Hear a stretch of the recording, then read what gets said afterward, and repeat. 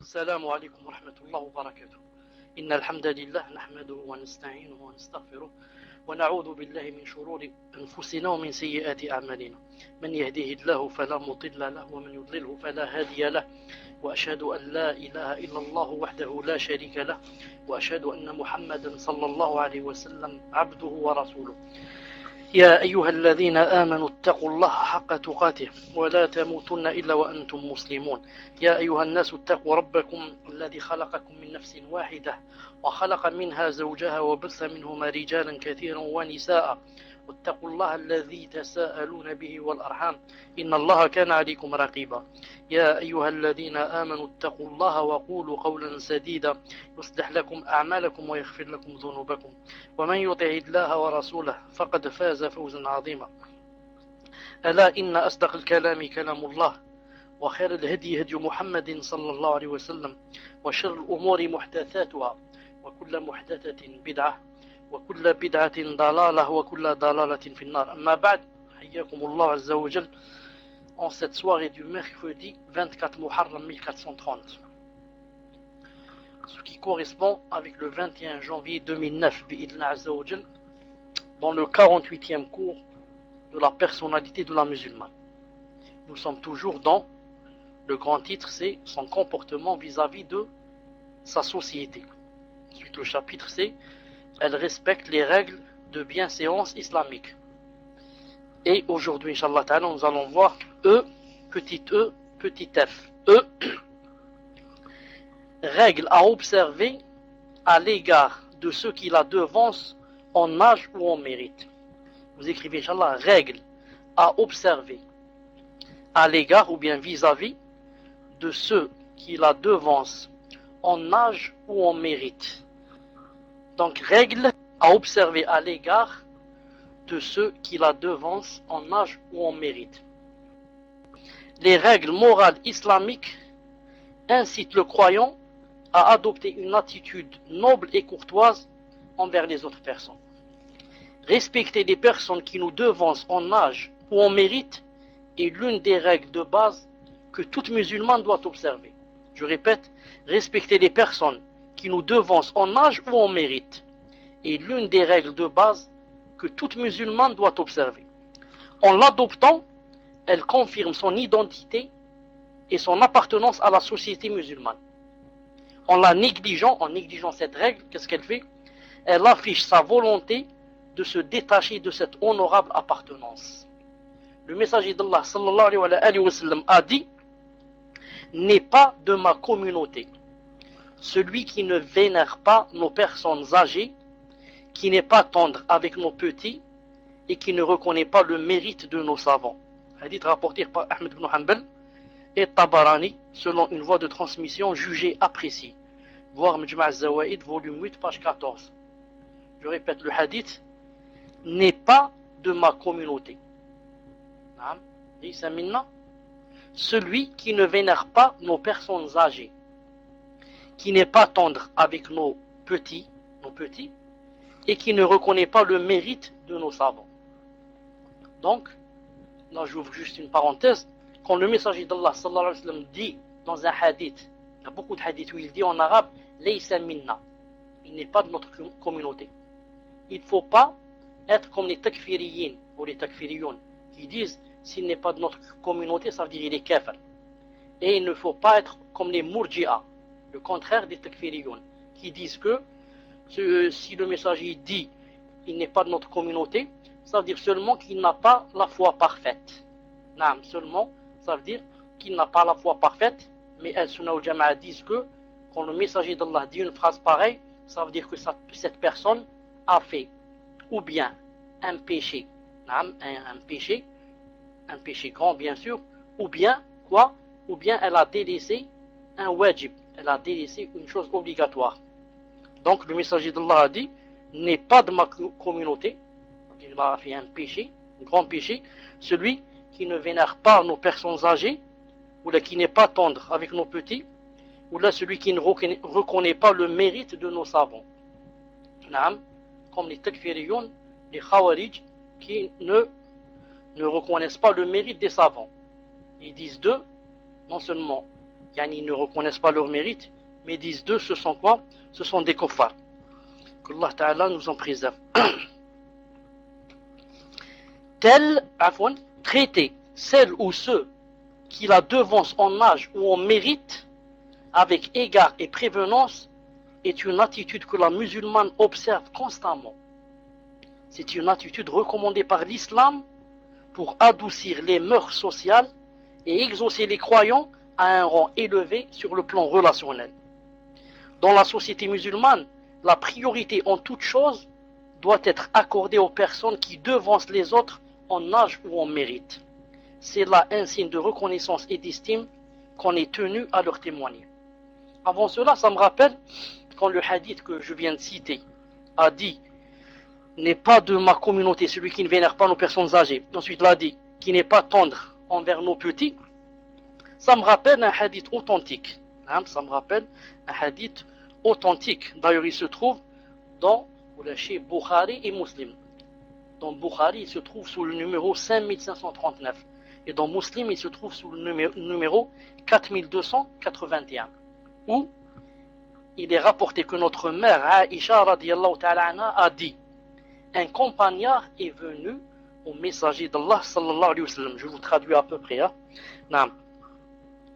Faqala innakum tuqabbiluna as-sibyan wa ma nuqabbiluhum. Ce compagnard a dit au messager d'Allah sallallahu alayhi wa sallam: vous embrassez les enfants alors que nous on ne les embrasse pas. Que lui a répondu le messager d'Allah sallallahu alayhi wa sallam? Il a dit: awa amliku laka in naza'a Allahu min qalbika ar-rahma. Naam. Le messager d'Allah sallallahu alayhi wa sallam lui a répondu: est-ce que je possède quelque chose si Allah azza wa jalla t'a enlevé la rahma de ton cœur, si t'a enlevé la miséricorde de ton cœur, c'est-à-dire qu'est-ce que tu veux que je fasse?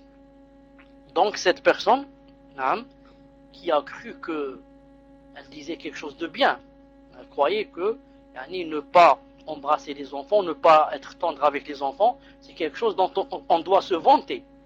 Mais le messager d'Allah lui a montré que ne fait comme ça que la personne dont Allah Azza wa Jalla lui a enlevé la rahma et la miséricorde de son cœur. Il lui a dit: est-ce que je possède quelque chose si Allah Azza wa Jalla t'a enlevé la rahma de ton cœur? Comme j'ai dit, hadith qui se trouve dans Bukhari et Muslim. Ça me rappelle aussi un deuxième hadith qui se trouve dans Abu Daoud et rapporté par Abu Daoud et authentifié par Sheikh Al-Albani dans Sahih Abi Daoud sous le numéro 5218, où il est dit que Al-Aqra' ibn Habis, un compagnon, c'est-à-dire que c'était un kafir, ensuite il est devenu un compagnon. Qu'est-ce qu'il a dit? Il a vu le prophète sallallahu alayhi wa sallam en train d'embrasser Hussein, c'est-à-dire le fils de la fille du messager d'Allah, de Fatima. Alors il a vu le messager d'Allah en train d'embrasser le Hussein. Qu'est-ce qu'il a dit? Faqala inna li 'ashratan min al-walad ma fa'altu hadha bi wahidin minhum. Il a dit: moi j'ai 10 enfants et je n'ai jamais fait ce que tu fais avec l'un de ces 10. J'ai 10 enfants et, ya Rasulallah, je n'ai jamais embrassé quelqu'un d'eux. Qu'a dit le messager d'Allah sallallahu alayhi wa sallam? Il lui a répondu: man la yarham la yurham. Celui qui n'est pas miséricordieux, Allah Ta'ala n'est pas miséricordieux avec lui. Celui qui est tendre n'est pas tendre, Allah n'est pas tendre avec lui. Et comme ça, man la yarham la yurham. On avait dit que on rapporte à ce sujet qu'une délégation vint voir le messager d'Allah sallallahu alayhi wa sallam. On est en train de parler maintenant de quoi? Parce qu'on a dit dans la société musulmane, la priorité en toute chose doit être accordée aux personnes qui devancent les autres en âge ou en mérite. On rapporte à ce sujet qu'une délégation vint voir le messager d'Allah sallallahu alayhi wa sallam. Puis, quand Abdurrahman ibn Sahl, le plus jeune d'entre eux, le plus jeune de la délégation, voulut prendre la parole, le messager d'Allah alayhi wa sallam lui dit alors: laisse l'aîné parler, laisse l'aîné parler. Alors Abdurrahman se tut et quelqu'un d'autre plus âgé prit la parole. Hadith rapporté par Bukhari et Muslim. Vous voyez, dans une délégation, on ne laisse pas le petit parler, mais on laisse le plus âgé.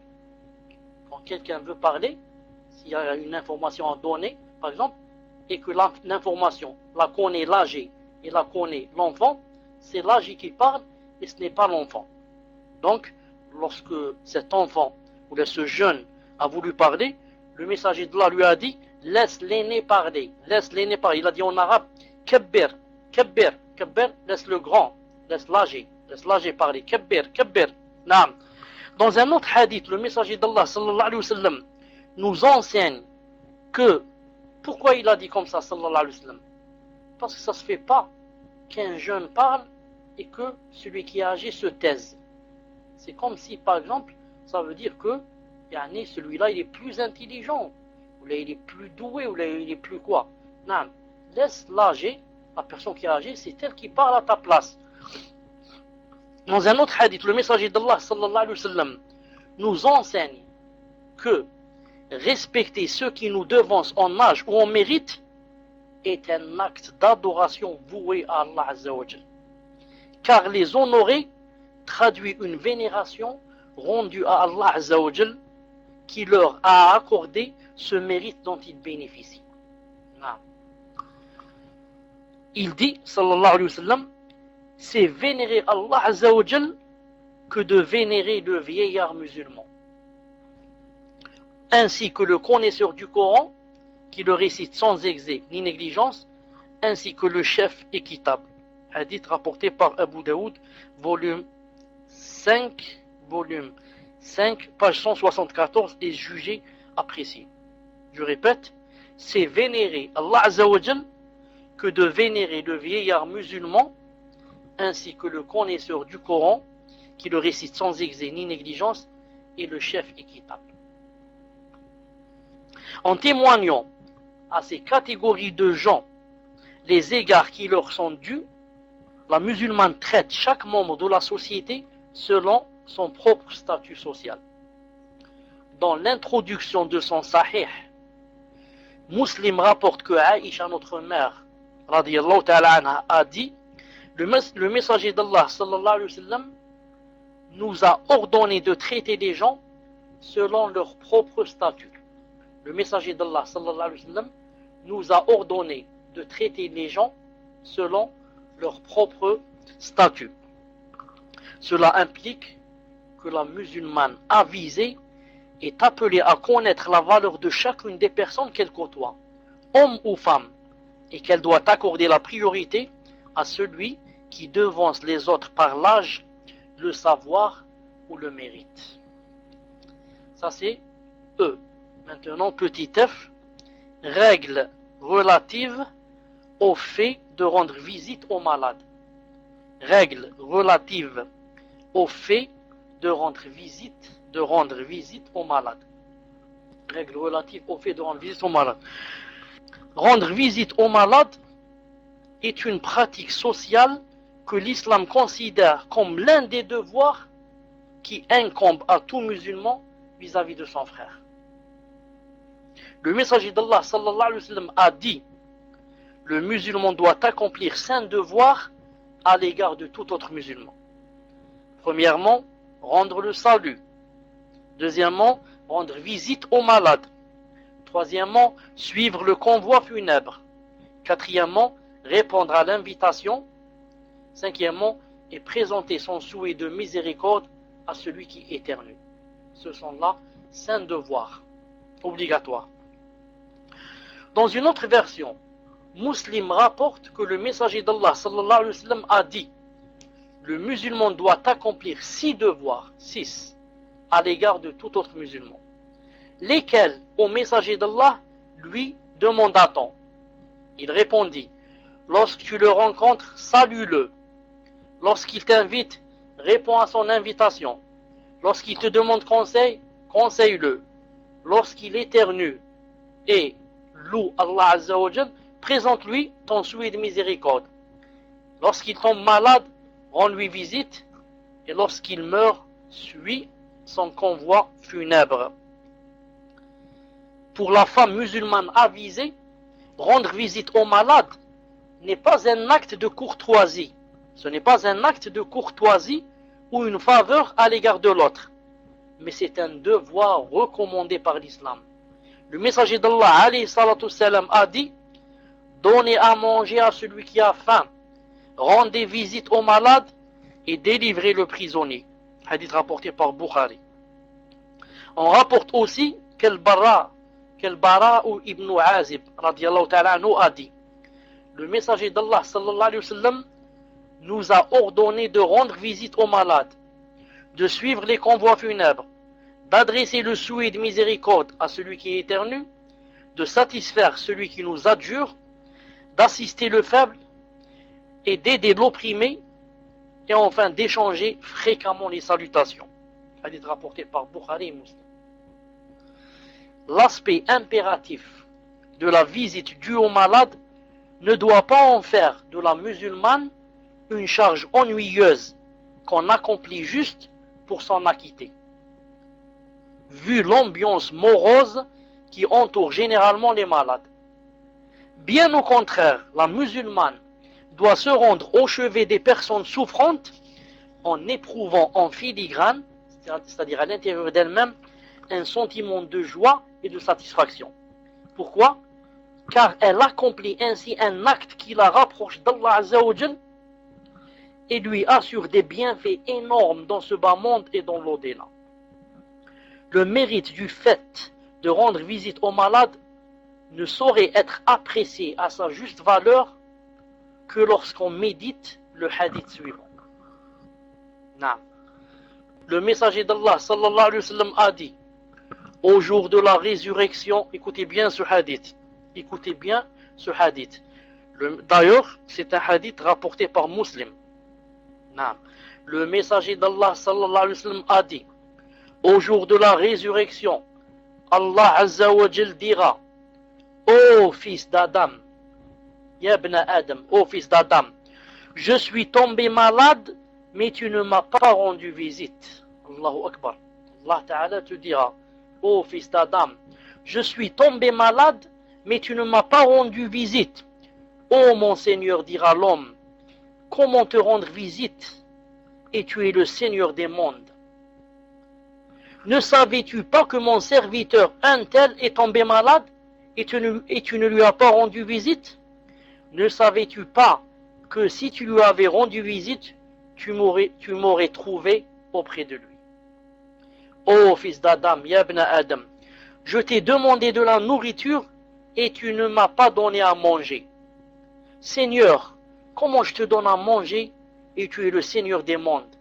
Réponse: ne savais-tu pas que mon serviteur un tel t'a demandé à manger et tu ne lui en as pas donné? Et si tu lui avais donné à manger, tu aurais trouvé cela auprès de moi. Ô fils d'Adam, je t'ai demandé à boire et tu ne m'as pas abreuvé. Seigneur, comment je t'abreuve et tu es le Seigneur des mondes?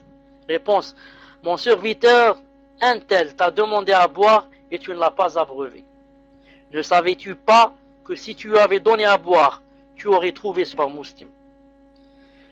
Ce qui a rapport ici avec le dars, c'est le début. Ô fils d'Adam, je suis tombé malade, mais tu ne m'as pas rendu visite. Ô mon Seigneur, comment te rendre visite et tu es le Seigneur des mondes? Réponse: ne savais-tu pas que mon serviteur un tel, le voisin un tel, la personne un tel, en citant son nom, est tombé malade et tu ne lui as pas rendu visite?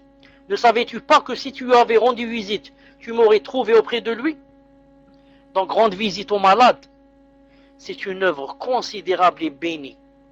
En se rendant chez ses sœurs, affaiblies par la maladie, la musulmane doit se rappeler qu'elle est en présence du Tout-Puissant Azza wa Jal, qu'il assiste à sa démarche noble et qu'il l'en récompensera généreusement.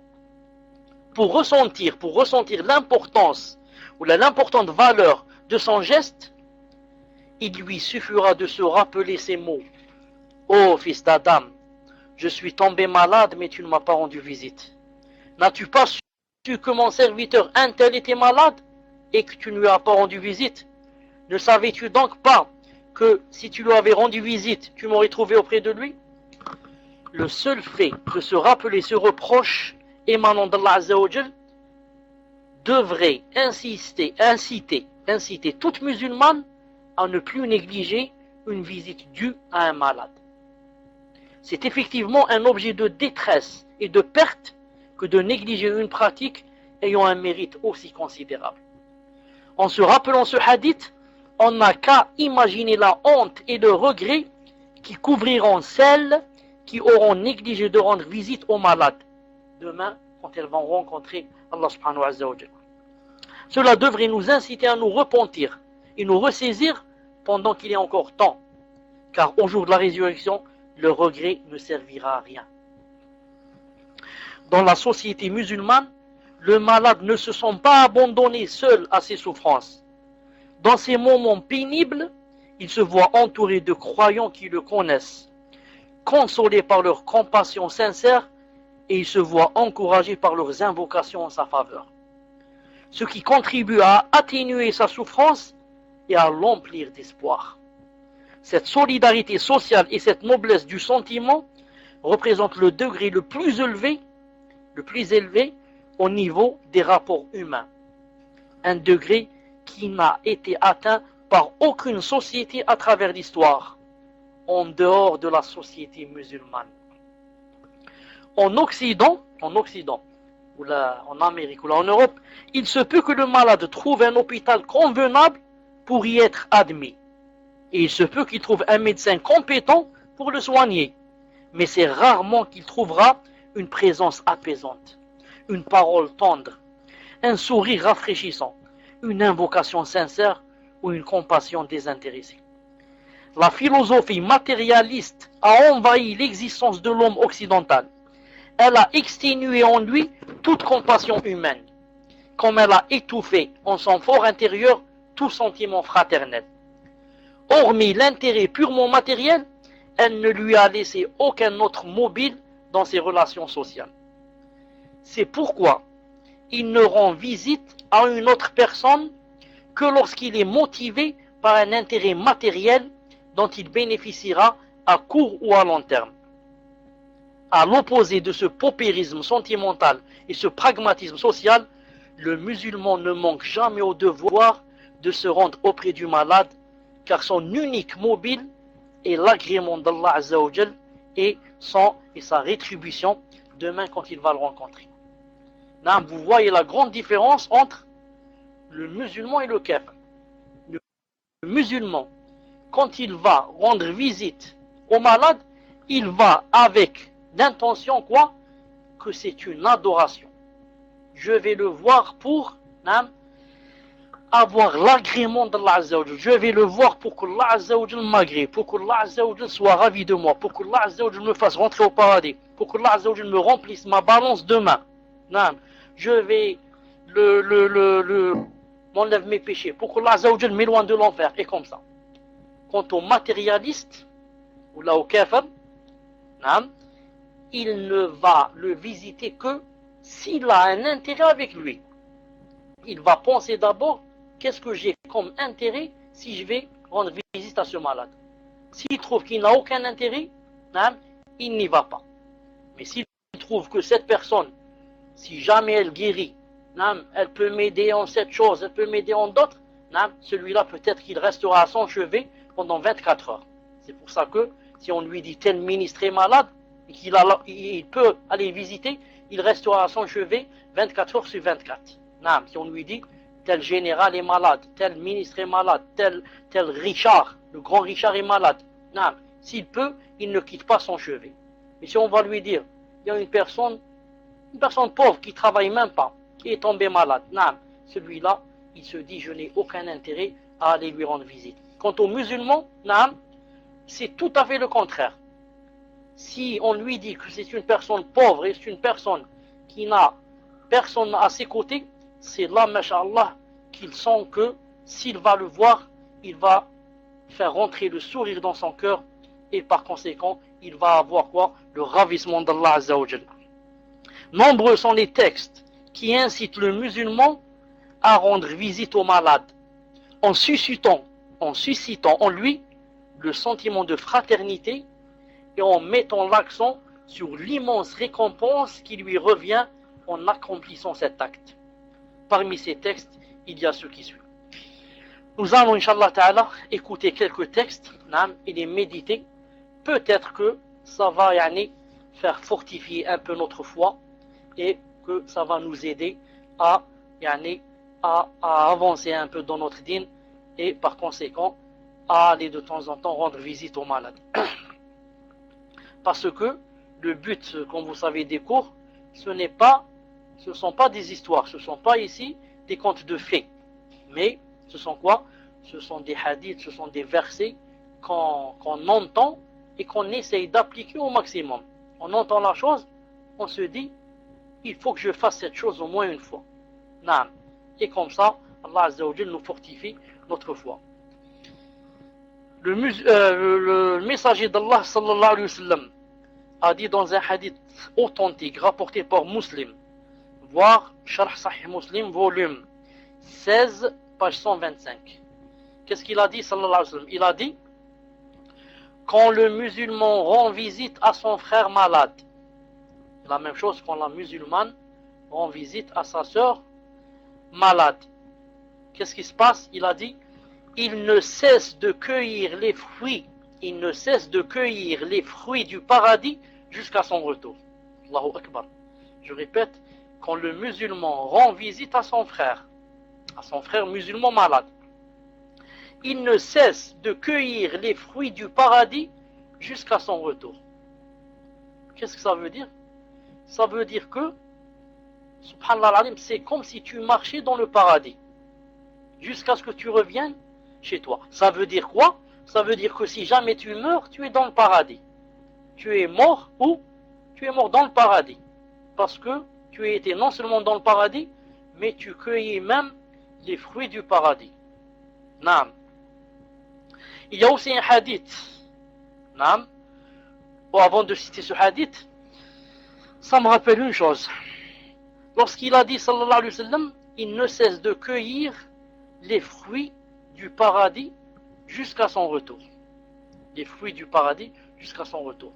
Vous savez que le paradis, l'avis de Al-Sunnah ou Jama'a, c'est que le paradis a été déjà créé, le paradis et l'enfer.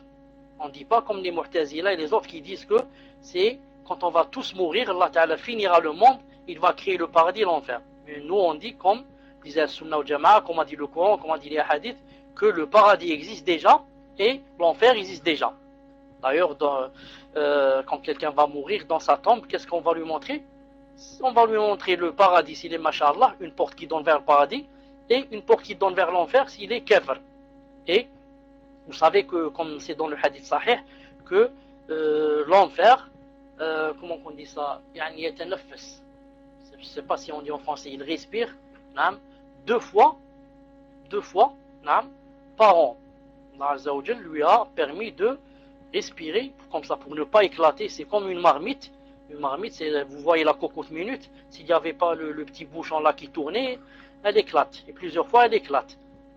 Donc Allah Azza wa Jal permet à l'enfer de souffler comme ça 2 fois par an. Donc s'il lui permet de souffler, c'est qu'il existe déjà. C'est qu'il existe déjà. Et le messager d'Allah sallallahu alayhi wa sallam a une fois dans la mosquée même essayé de cueillir des fruits du paradis. Il a vu le paradis devant lui, il a essayé comme ça d'enlever une grappe de raisin. Ensuite, il a dit j'enlève pas, il s'est désisté. Mais ce que je veux dire aujourd'hui, ce n'est pas que le paradis et l'enfer existent. Ça, vous le savez, Inch'Allah Ta'ala. D'ailleurs, même dans la tombe, on dit aux croyants, Allah Ta'ala dit aux anges, tapissez-le du paradis. Mais ce que je veux dire, c'est que le paradis, il contient tout ce qu'on veut, tout ce qu'on souhaite. Mais, des fois, c'est nous qui participons, par exemple, à l'agrandir. C'est nous qui participons, par exemple, à quoi? À l'embellir. Le paradis est là, il existe. Le musulman rentrera dans le paradis, mais il faut que dans cette vie, tu l'agrandisses, tu l'embellisses. En faisant quoi? En faisant des œuvres que Allah subhanahu wa ta'ala aime. Je donne par exemple, quand le messager d'Allah sallallahu alayhi wa sallam a dit dans un hadith authentique qui se trouve dans Sahih Abu Daoud 1250, numéro 1250, quand il a dit celui qui fait 12 rak'at, celui qui fait 12 rak'at surérogatoire, c'est quoi sa récompense? Buniya lahu baytun fil jannah. On va lui construire quoi? Une maison dans le paradis. Celui qui fait 12 rak'at surérogatoire, on va lui construire une maison dans le paradis. Les 12 rak'at, vous les connaissez. Les deux qui sont avant salat al-subh, les deux du fajr, où on lit Qul ya ayyuhal kafirun, et on lit la deuxième Qul huwallahu ahad. Ensuite 4 avant Dohr, ça fait 6. Ensuite 2 après Dohr, ça fait 8. Ensuite 2 après le Maghrib, ça fait 10. Ensuite 2 après l'Isha, que les gens appellent Shaf'a. Ça fait combien? Ça fait 12. Quiconque fait 12 et les fait, c'est-à-dire souvent, essaie de ne pas les rater. Sauf par exemple quand il est en voyage, ou là quand il est vraiment fatigué, Allah Ta'ala, qu'est-ce qu'il va faire? Il va ordonner qu'on lui construise une maison dans le paradis. Donc regardez, Ali et Omar, les deux ils sont au paradis. Mais Ali, qui faisait les 12 rak'at, aura une maison que Omar n'aura pas, parce que Omar ne faisait pas les 12 rak'at. Donc la maison, d'où elle est venue? C'est toi, bi'idhnillah ta'ala, qui a été la cause pour sa construction. C'est toi qui as fait les 12 rak'at. Tu as été la cause pour la construction. Donc toi, tu peux faire, alhamdoulilah, on peut faire des choses pour agrandir notre paradis. Car l'autre, il n'aura pas la maison, et l'autre qui a fait les 12 rak'at qui les faisait, aura une maison de plus dans son paradis. Par exemple aussi, lorsque le messager d'Allah sallallahu alayhi wa sallam a dit dans un hadith authentique, il a dit Man salla duha arba'an. Il a dit celui qui fait 4 rak'at de duha. Duha, ça commence quand le soleil se lève bien jusqu'à juste un peu avant salat al-dhuhr.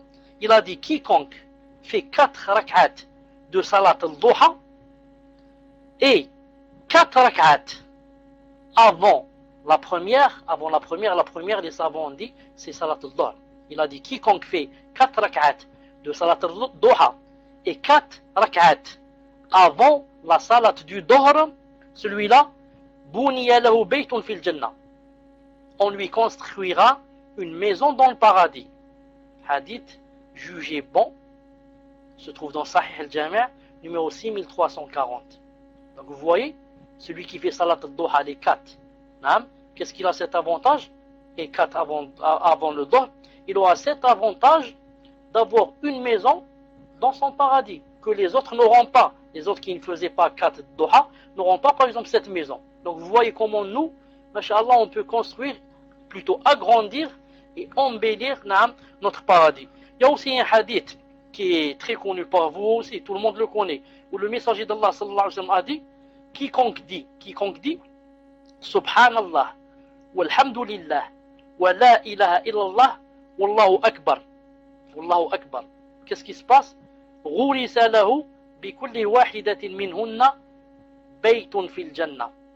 Hadith bon, se trouve dans Sahih Targhib, numéro 1552. Subhanallah al-Azim. Vous avez écouté le hadith?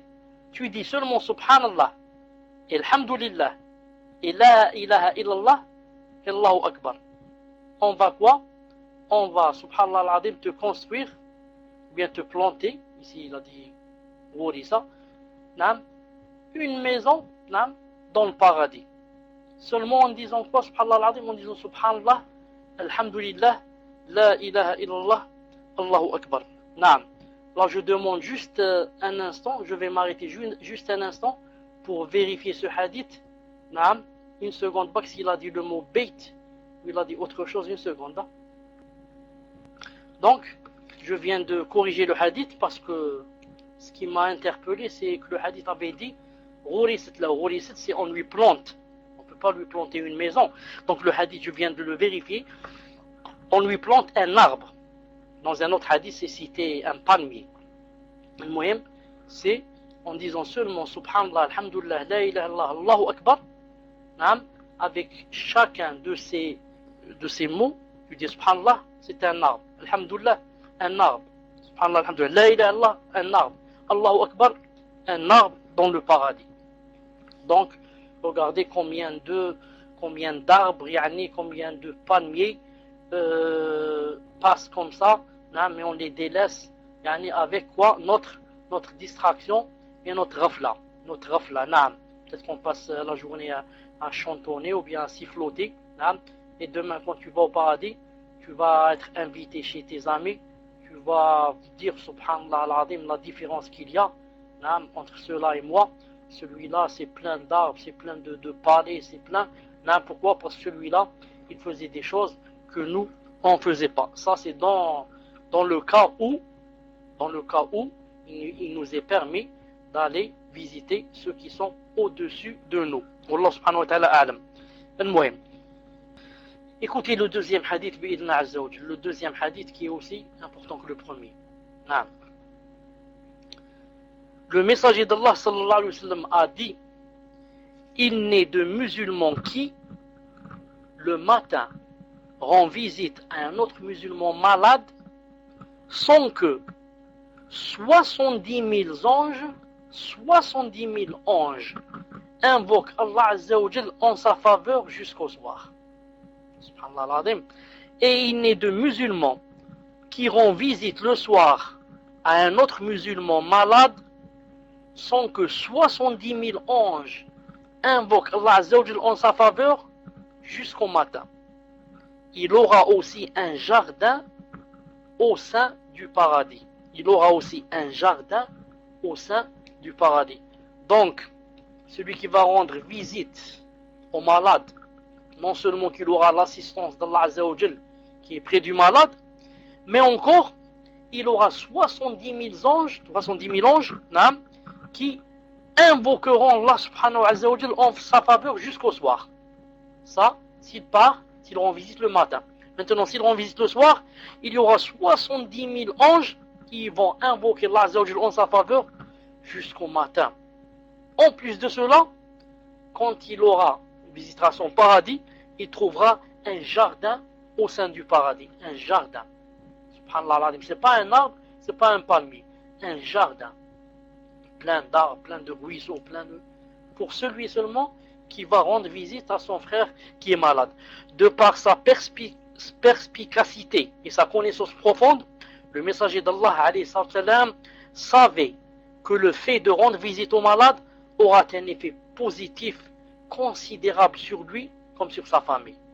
Par conséquent, il n'hésitait jamais à se rendre auprès des malades pour les consoler et invoquer Allah Azza wa Jal en leur faveur.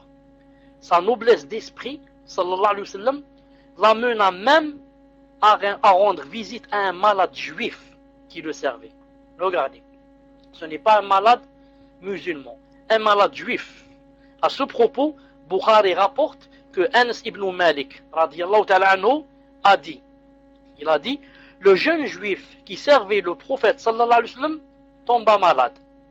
Alors le prophète alayhi sallam vint lui rendre visite. Il s'assit près de sa tête et il lui a dit, embrasse l'islam. Alors le jeune juif regarda son père présent qui lui a dit, obéis à Abu al-Qasim. Obéis à Abu al-Qasim. Suite à quoi, ce juif se convertit à l'islam. Alors le prophète sortit en disant, louange à Allah qui l'a délivré de l'enfer. Regardez le messager d'Allah sallallahu alayhi wa sallam. Il est allé rendre visite à qui? À un juif. Et nous, on ne va pas rendre visite à qui? À un musulman. Allahu Akbar. Nous, un musulman, ou bien on est feignant, ou bien la foi est faible, ou bien ceci, ou bien cela. Et on ne va pas lui rendre visite. Et le messager d'Allah va rendre visite à qui? À un juif.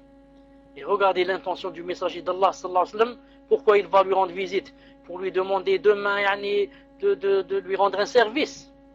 Il va lui rendre visite pour lui dire, embrasse l'islam. Le prophète sallallahu alayhi wa sallam ne vivait que pour l'islam. Il ne vit que pour l'islam. Son intention, c'est faire le maximum pour faire rentrer les gens dans ce sublime islam. C'est ça son intention. Il n'a pas des intentions comme nous, matérialistes. Qui est tombé malade? X, qu'est-ce qu'il travaille? C'est un petit, il vend des pois chiches. Celui-là, classe. Inch'Allah, que Allah subhanahu wa ta'ala le guérisse. Ça, c'est le maximum. Qui est tombé malade? Le directeur de X, la société. Allahu Akbar. À 6h du matin, je serai à son chevet, celui-là. En parenthèse, pourquoi? Parce que je suis son travail. Comme ça, Inch'Allah, quand il va sortir, je vais lui dire, il va me trouver un poste là-bas. Non, tout cela n'existait pas chez le messager d'Allah sallallahu alayhi wa sallam et chez les compagnons. Ils vivaient pour Allah subhanahu wa ta'ala. Ils vivaient pour l'au-delà. Ils vivaient juste pour le ravissement d'Allah azza wa jal. Alors le messager d'Allah sortit en disant quoi? Louange à Allah qui l'a délivré de l'enfer. Hadith rapporté par Bukhari. Louange à Allah subhanahu wa ta'ala qui l'a délivré de l'enfer. Non, c'est comme ça que on devait être nous aussi. Non, on devait, quand on rend visite à quelqu'un, on devrait aussi penser à quoi? À lui faire la da'wa. À lui faire la da'wa. Si c'est un kafir, on l'invite comme ça doucement à embrasser l'islam. Non. Si c'est un musulman et qui ne fait pas par exemple la prière ou là, on l'invite comme ça doucement à ce qu'il devienne masha'Allah.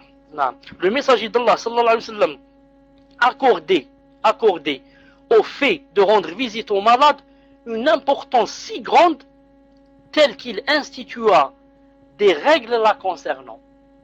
Parmi ces règles qui ont été observées par les compagnons et rapportées dans les ouvrages de tradition et de la sunna, ce qui suit. Trois règles. Trois règles. Premièrement, quand on va rendre visite à un malade, bon ça c'est pas écrit, je l'ajoute.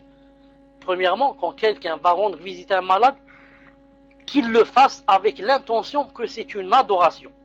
Qu'il le fasse avec l'intention que je vais aller lui rendre visite pour que Allah Azza wa Jal soit ravi de moi, pour que Allah Azza wa Jal m'aime, pour que Allah Azza wa Jal m'annule mes péchés, pour que Allah Azza wa Jal m'aide, pour que Allah Azza wa Jal fortifie ma foi. Je vais avec cette intention. Si c'est avec l'autre intention, vaut mieux ne pas y aller. Vaut mieux ne pas y aller. Non, allez, premièrement. Deuxièmement,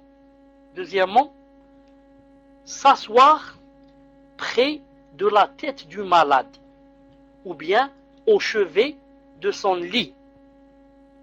Cette pratique est attestée par le hadith que nous venons de citer. Le hadith du juif. Le messager d'Allah, sallallahu alayhi wa sallam, qu'est-ce qu'il a fait? Il s'assit près de sa tête et lui a dit embrasse l'islam. Donc, il y a aussi un autre hadith où Abdullah ibn Abbas radiyallahu ta'ala anhu a dit quand le messager d'Allah rendait visite à un malade, il s'asseyait près de sa tête. Puis, qu'est-ce qu'il fait? Répéter 7 fois cette invocation. As'Allah al-Azim, Rabb al-Arsh al-Azim, an yashfiyak. 7 fois. Donc je m'assois, je dis salam alaikum, comment ça va, alhamdoulilah, après, je m'assois devant sa tête, à son chevet. S'il n'y a pas de place, ça ne fait rien, en face de lui ou là, et je dis quoi? 7 fois. As'Allah al-Azim, Rabb al-Arsh al-Azim, an yashfiyak. J'implore Allah, l'incommensurable, le maître du trône sublime, de t'accorder la guérison. 7 fois. Quelqu'un va me dire, je le dis à haute voix ou là, à voix basse, on le dit entre ses lèvres, mais si on le fait entendre au malade, ce n'est pas grave. Ça ne rentre pas dans la, comment ça s'appelle, l'ostentation, mais juste que lorsqu'il entend ça, ça va lui faire plaisir. Or, faire rentrer la joie dans le cœur du malade, c'est quelque chose de très demandé. C'est quelque chose de très demandé. C'est pour ça que si je veux, je lui fais entendre ce que je suis en train de dire, comme ça pour que je lui rentre la joie dans son cœur. Donc qu'est-ce que je dis? Allah al-Azim, Rabb al-Arsh al-Azim, an yashfiyak. J'implore Allah, l'incommensurable, le maître du trône sublime, de t'accorder la guérison. Hadith rapporté par Bukhari, hadith authentique. Troisièmement, passer la main droite sur la partie du corps dont souffre le malade et invoquer Allah Azza wa Jal en sa faveur. Passer la main droite et non pas la main gauche sur la partie du corps dont souffre le malade et on invoque Allah subhanahu wa ta'ala en sa faveur. Aïcha, notre mère, radiyallahu ta'ala anha, a dit, lorsque le messager d'Allah sallallahu alayhi wa sallam rendait visite à quelqu'un de sa famille qui souffrait d'une maladie, qu'est-ce qu'il faisait? Il passait sa main droite sur l'endroit du corps où le malade a mal. Ensuite il dit, Allahumma rabban nas, adhib al-ba's, washfi, anta al-shafi, la shifaa illa shifaak, shifaa'un la yughadiru saqaman. Ou shifaa'an la yughadiru saqaman. Ô Seigneur des hommes, élimine la douleur, guéris-le, c'est toi le guérisseur. Il n'y a de guérison que de ta part. accorde-lui une guérison qui ne laisse aucun mal. Hadith rapporté par Bukhari et Muslim. Abdullah ibn Abbas, qu'Allah l'agrée, a dit, le messager d'Allah sallallahu alayhi wa sallam rendit visite à un bédouin qui était malade. Vous avez remarqué, rendit visite à qui? À un ministre. À un ministre. Non, à un bédouin, miskin. Un bédouin, tout juste s'il a une chèvre, c'est beaucoup. Qui était malade. Qu'est-ce qu'il lui a dit? Et il a dit, c'était de son habitude de dire en cette circonstance, la ba's, tahour insha'Allah, pas de mal, la ba's, que cette maladie te soit une purification, si Allah le veut. Naam, tahour, la ba's, tahour insha'Allah. Comme ça on dit au malade, on lui dit la ba's, tahour insha'Allah. C'est-à-dire que je demande à Allah Ta'ala avec cette maladie. Car la maladie, comme vous savez, ça purifie et ça enlève quoi? Ça annule les péchés. Quatrièmement,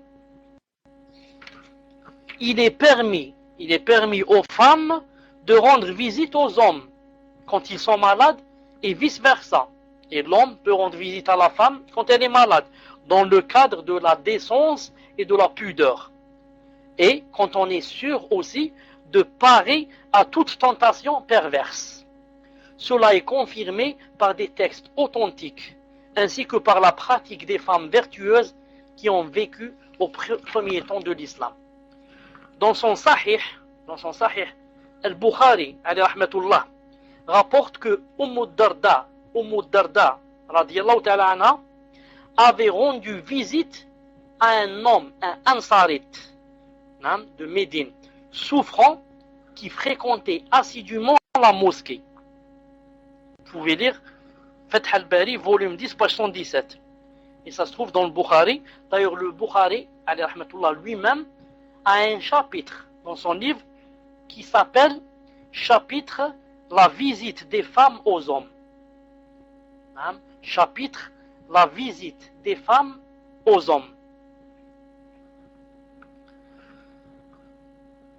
Il rapporte aussi, le Bukhari da'iman, apprenez bien ce hadith, surtout vous les sœurs, quand on vous dit c'est interdit d'aller visiter les hommes. Apprenez ce hadith qui se trouve dans le Bukhari, où Aïcha radiyallahu ta'ala anha a dit, quand le messager d'Allah sallallahu alayhi wa sallam arriva à Médine, Abu Bakr et Bilal radiyallahu ta'ala anhuma tombèrent malades.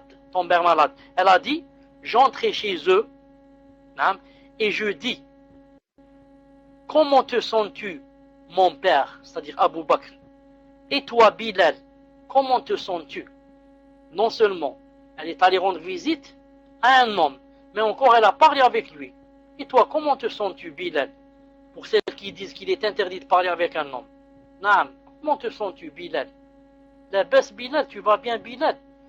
La musulmane, aux sentiments nobles et raffinés par les principes de l'islam, s'empresse de rendre visite aux malades dès que on l'en informe, de bon cœur et sans aucune réticence.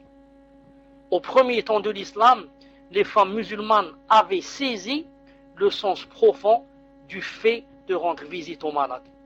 Elles n'hésitaient donc pas à accomplir ce devoir noble.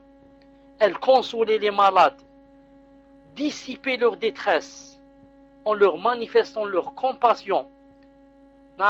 Elles consolidaient ainsi les liens de fraternité et de solidarité au sein de la communauté.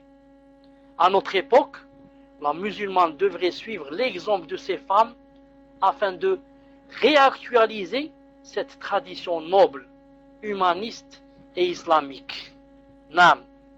Et quand j'ai dit que, yani, je ne sais pas pourquoi il ne l'a pas cité ici, mais je crois que ça viendra dans Riyad Salihin, ça viendra. Là, je préfère laisser là-bas, Inch'Allah, je préfère laisser dans Riyad Salihin, car il y aura beaucoup d'autres règles, Inch'Allah Ta'ala, qui ont rapport avec quoi? Qui ont rapport avec la visite du malade, Inch'Allah Ta'ala. Voilà pour le cours d'aujourd'hui, bi'idna azza wa jal. On se rencontre, Inch'Allah Ta'ala, dans un quart d'heure, pas plus. D'ici là, subhanakallahumma wa bihamdik, ashhadu an la ilaha illa ant, astaghfiruka wa atubu ilayk. Assalamu alaikum wa rahmatullahi wa barakatuh. Assalamu alaikum wa rahmatullahi wa barakatuh. Donc, Inch'Allah Ta'ala, on se mercredi 24 Muharram 1430 de l'Hégire, c'est-à-dire 21 janvier 2009. On commence, Inch'Allah Ta'ala, par répondre à vos questions. En commençant par Amatul Haq bi'idna Azza wa Jal. Et ensuite, une personne sur le pastok, ou là, deux personnes sur le pastok, et une personne sur InSpeak. Tfaddal, Inch'Allah Ta'ala, tu lis. Salam alaikum wa rahmatullah wa barakatuh.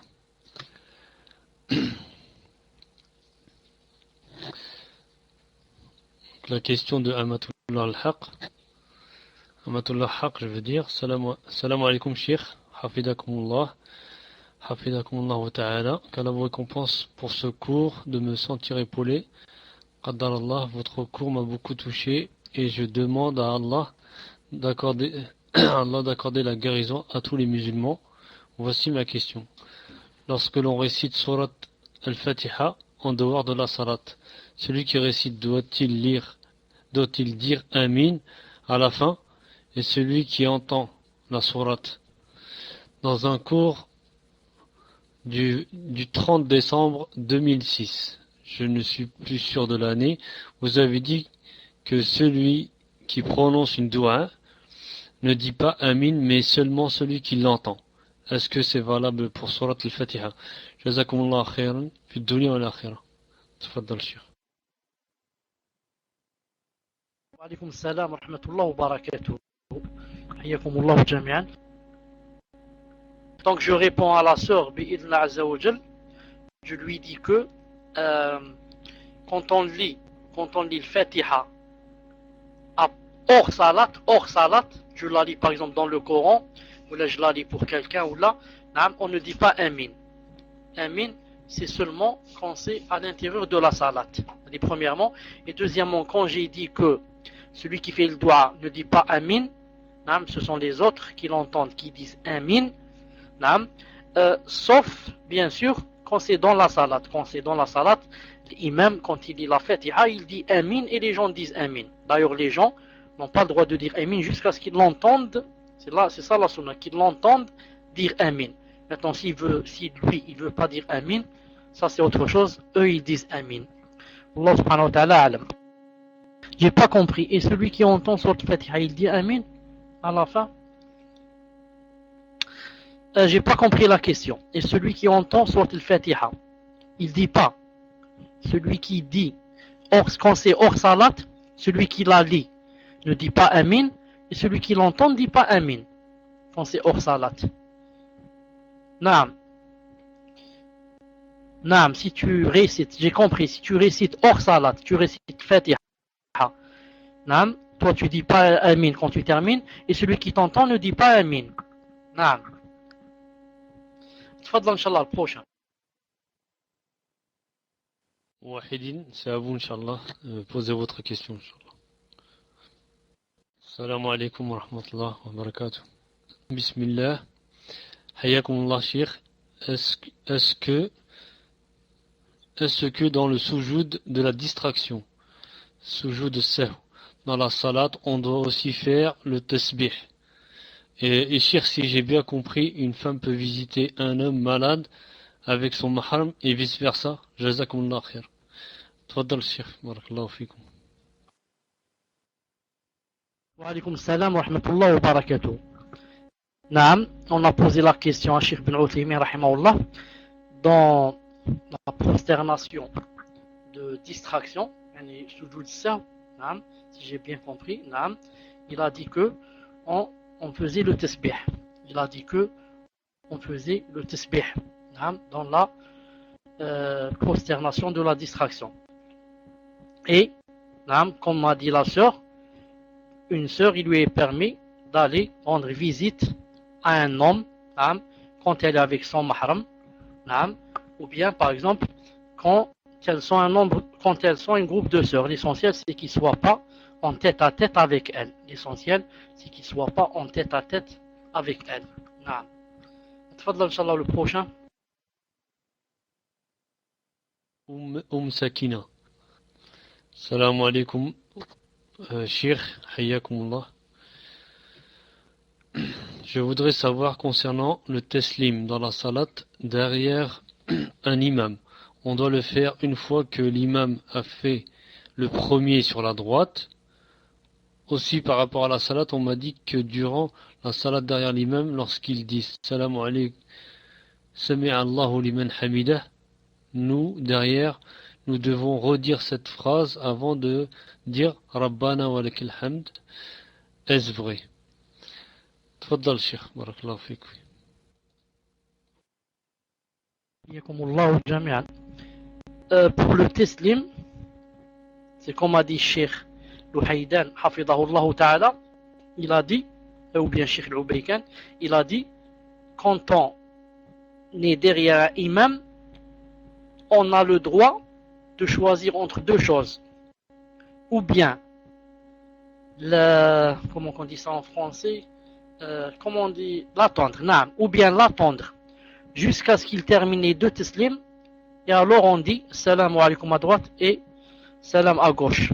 Ou bien, dès qu'il fait le premier teslim, il termine le premier teslim, avant qu'il ne fasse le deuxième, nous on fait avec lui le premier teslim.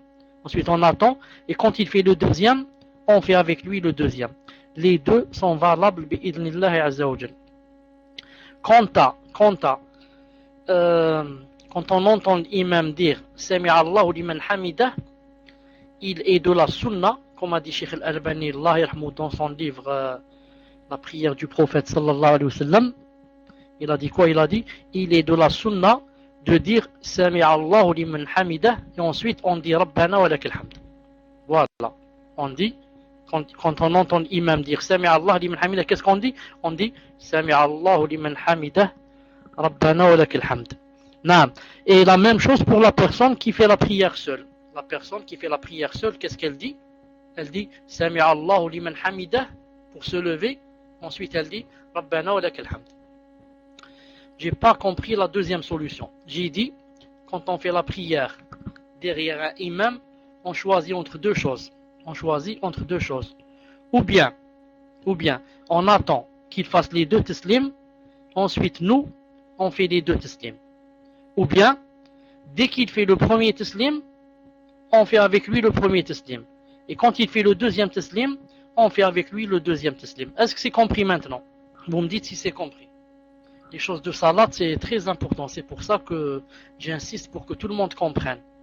J'attends la réponse. Je répète, je suis derrière un imam.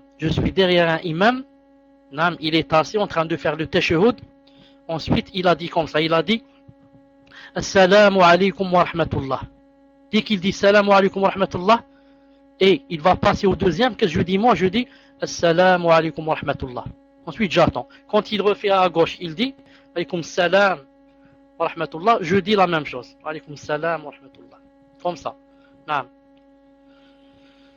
Ça veut dire, j'attends d'abord qu'il finisse le premier. Je ne le dis pas en même temps avec lui. Fiki barakallah. Atfadla le prochain, inshallah. Donc, Abu wa Sirin, c'est ça, Inch'Allah. Salam alaikum wa rahmatullahi wa barakatuh. Hayakumullah, Sheikh. Un frère malade s'est senti très mal lorsqu'il se trouvait à l'hôpital pour des soins. Une infirmière est alors venue pour l'aider à marcher en lui tenant la main, car il était très faible et ne pouvait se déplacer seul.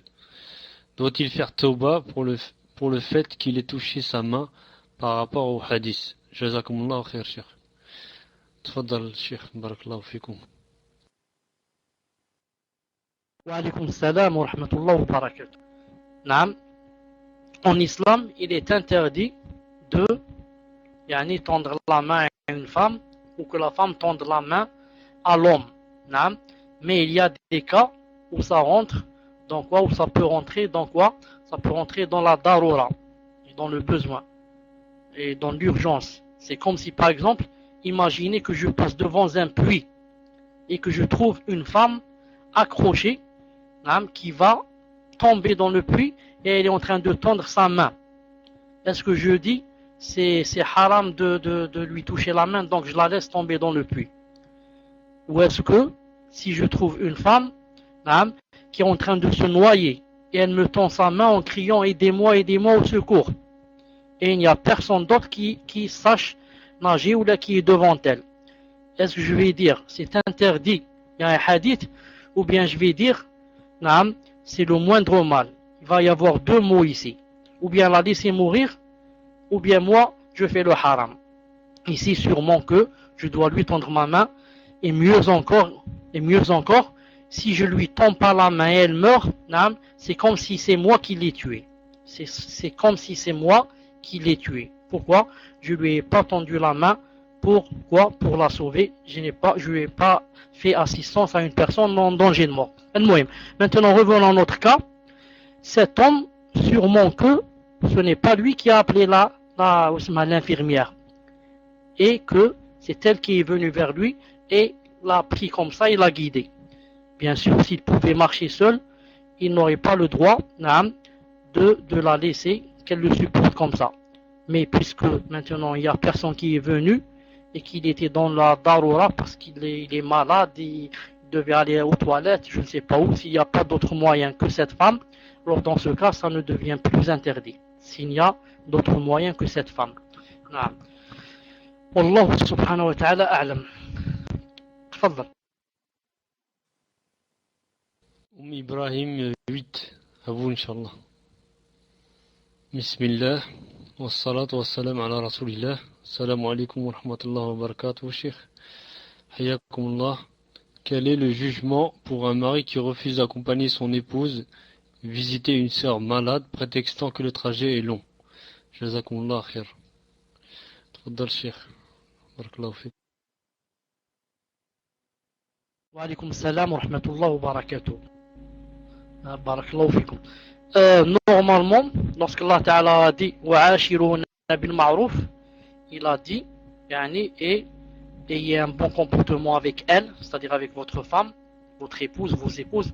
Normalement, sachant que c'est un devoir d'aller rendre visite à une sœur malade ou à un frère malade, normalement, il irait avec elle pour qu'elle fasse ce devoir.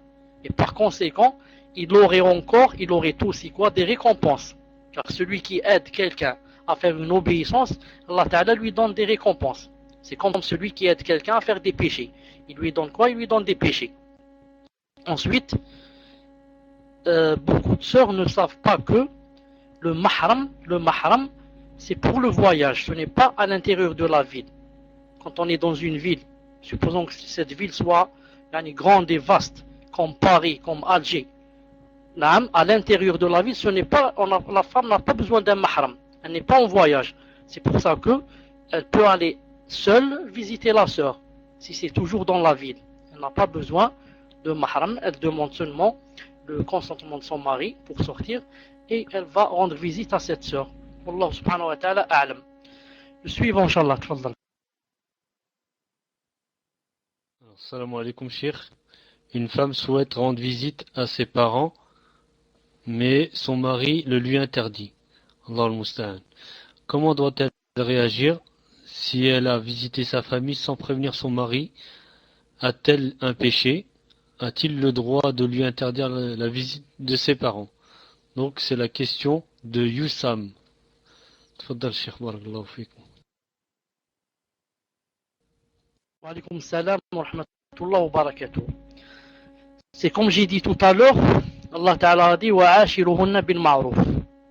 Et les grands savants, je crois qu'il y a une fatwa du comité permanent de la fatwa, qui dit que le mari, il lui est interdit d'interdire à sa femme d'aller de ne pas aller chez sa famille, ou du moins chez son père et sa mère. Pourquoi?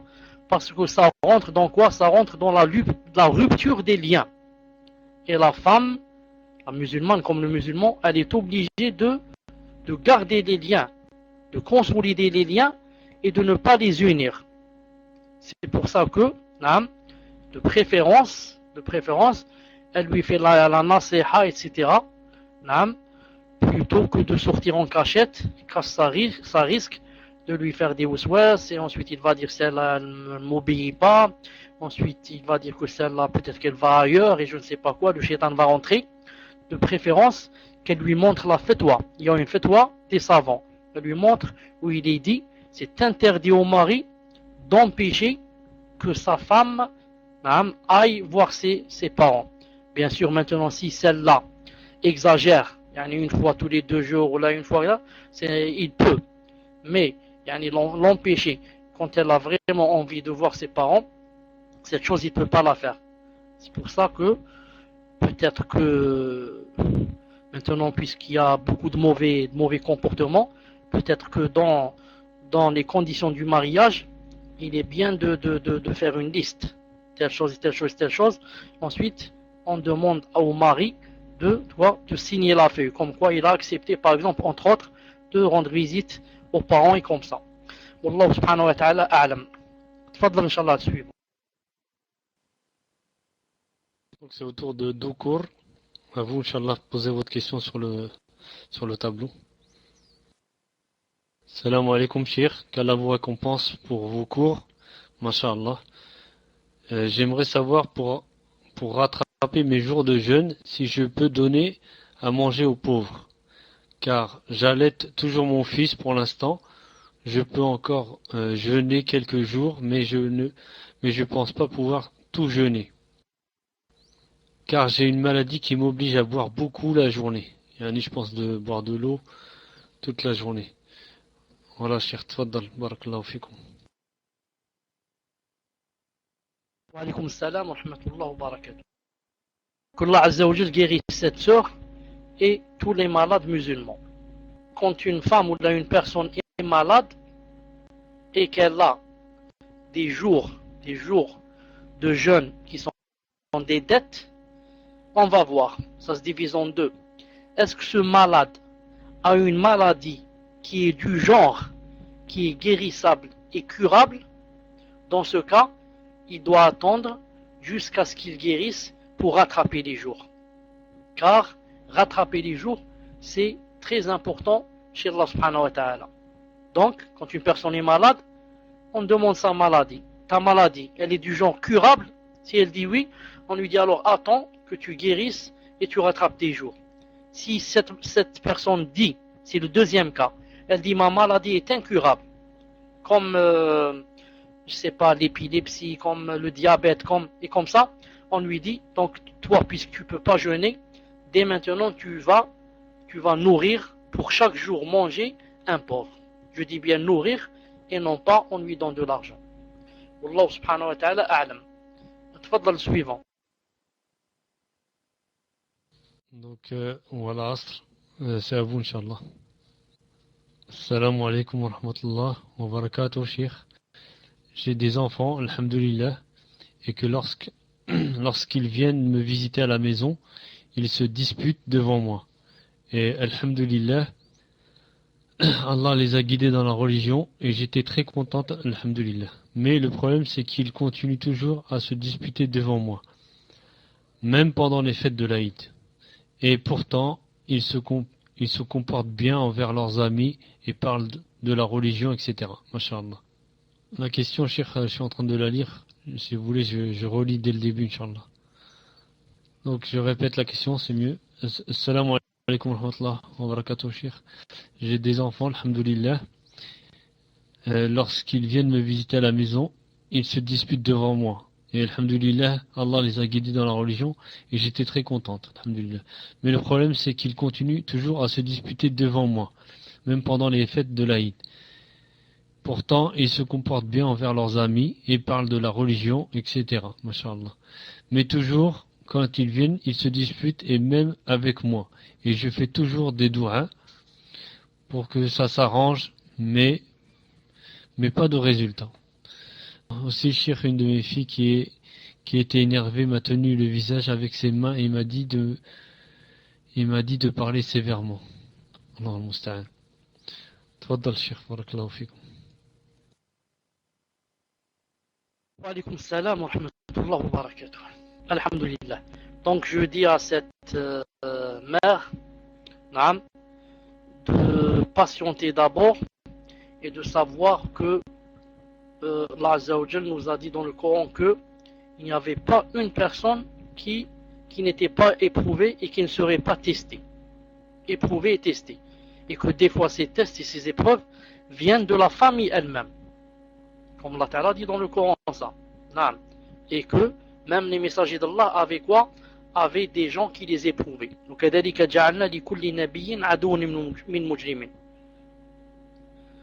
Donc, nous aussi, nos épreuves peuvent être le mari, peuvent être la femme, peuvent être les enfants. Et comme ça. Dans ce cas, toi, tu as des épreuves avec tes enfants et le fait, masha'Allah, de patienter avec eux et de faire beaucoup de doigts pour eux, c'est déjà, masha'Allah, c'est déjà, tu as déjà des récompenses pour avoir patienté, bien sûr patienté, tout en les éduquant dans la mesure du possible, tout en leur montrant que ces choses ne se font pas et que ça rentre dans les grands péchés, etc. Mais il ne faut jamais dire que c'est trop tard, ces enfants ne veulent pas m'obéir, là, cela, ils vont ceci, cela. Jamais il faut dire cela. Il faut toujours revenir beaucoup vers Allah subhanahu wa ta'ala et faire des doigts, surtout la nuit. La nuit, quand les enfants dorment, on se lève, on fait des ablutions. Et Allah ta'ala vient de descendre du trône. Subhanallah al-Azim, il est dans le premier ciel. Il est très proche de nous. On fait des doigts pour que Allah ta'ala les guide. Et on ne dit pas pourquoi j'ai fait des doigts et il ne les a pas guidés. Tu fais des doigts, tu fais des doigts, tu fais des doigts. Quand tu te déclasses, ceux-là, ils ne vont plus revenir vers le chemin. Ce jour-là, ils reviendront vers le chemin. Allah Ta'ala sent que tu es sincère dans tes doigts et que vraiment tu veux le bien à tes enfants et que tu voudrais cette chose, Allah Azza wa Jal, Allah Azza wa Jal, c'est lui, le miséricordieux, le tout miséricordieux. Il va les aider, les guider. Je demande à Allah Ta'ala le Tout-Puissant qu'il raffermisse leur cœur et qu'il les rende obéissants et obéissantes à toi et à Allah subhanahu wa ta'ala. Tfadlal inshallah le prochain. On va passer à Maryam 14. Salam alaikum wa rahmatullahi wa barakatuh. Qu'Allah vous préserve de tout mal. Amin. Ma question, quelle est la définition du fiqh et est-ce que la aqida fait partie du fiqh? Barakallahu fikum, Cheikh, tfaddal. Wa alaykum salam wa rahmatullahi wa barakatuh. Le fiqh, c'est en arabe, dans le sens commun du terme, c'est quoi? C'est la compréhension. La compréhension. Et comme c'est cité dans beaucoup de versets, comme lorsque Allah Ta'ala a dit وَلَقَدْ ذَرَأْنَا لِجَهَنَّمَ كَثِيرًا مِنَ الْجِنِّ وَالْإِنسِ, il a dit لَهُمْ قُلُوبٌ لَا يَفْقَهُونَ بِهَا, لا يفقهون. Allah Ta'ala a dit وَطُبِعَ عَلَى قُلُوبِهِمْ فَهُمْ لَا يَفْقَهُونَ. نعم. Il a dit بَلْ كَانُوا لَا يَفْقَهُونَ إِلَّا قَلِيلًا. Et il a dit aussi dans sourate Munafiqun aussi فَطُبِعَ عَلَى قُلُوبِهِمْ فَهُمْ لَا يَفْقَهُونَ. C'est-à-dire qu'ils ne comprennent pas. وَلَكِنَّ الْمُنَافِقِينَ لَا يَفْقَهُونَ. Aussi, il a dit ça. Le muhim, c'est le fait de ne pas comprendre. Et les savants ont dit que la aqida rentre dans le fiqh et l'appelle al-fiqh al-akbar. L'appelle al-fiqh al-akbar. Car ce qu'on doit comprendre avant tout, c'est la aqida. C'est la compréhension de la aqida qui est la plus importante. Et quiconque qui n'a pas compris la aqida n'a rien compris. À quoi ça lui sert qu'il comprenne que les ablutions c'est ceci ou cela s'il va aller en enfer, puisqu'il n'a rien compris dans la aqida. Et dans le sens canonique, le sens légiféré du terme juridique, les savants font la différence entre le fiqh qui a trait avec les choses l'amaliyat, comme la salat, la zakat, le hajj, etc. et la aqida qui a trait avec ce qu'il y a dans le cœur et ce qu'on atteste. Ça vient du mot aqada, attaché, noué, aqida. En arabe, aqada et aqidu. Il a noué. Tu as noué dans ton cœur que Allah est un dans ses noms, dans ses attributs, dans ses descriptions, qu'il y a un enfer, il y a un paradis, il y a un bassin, il y a ceci, tu noues le cœur. Ça s'appelle la aqida. Donc, je répète, dans le sens étymologique du mot, la la aqida rentre dans le fiqh. C'est pour ça qu'on dit que Abu Hanifa rahimahullah a un livre dans la aqida qui s'appelle Fiqh al-Akbar, comme ça disent certains. Mais dans le sens juridique du mot, le fiqh, c'est les choses yani, qui sont comme la salat, la zakat, le hajj, le sawm, zawaj, talaq, etc.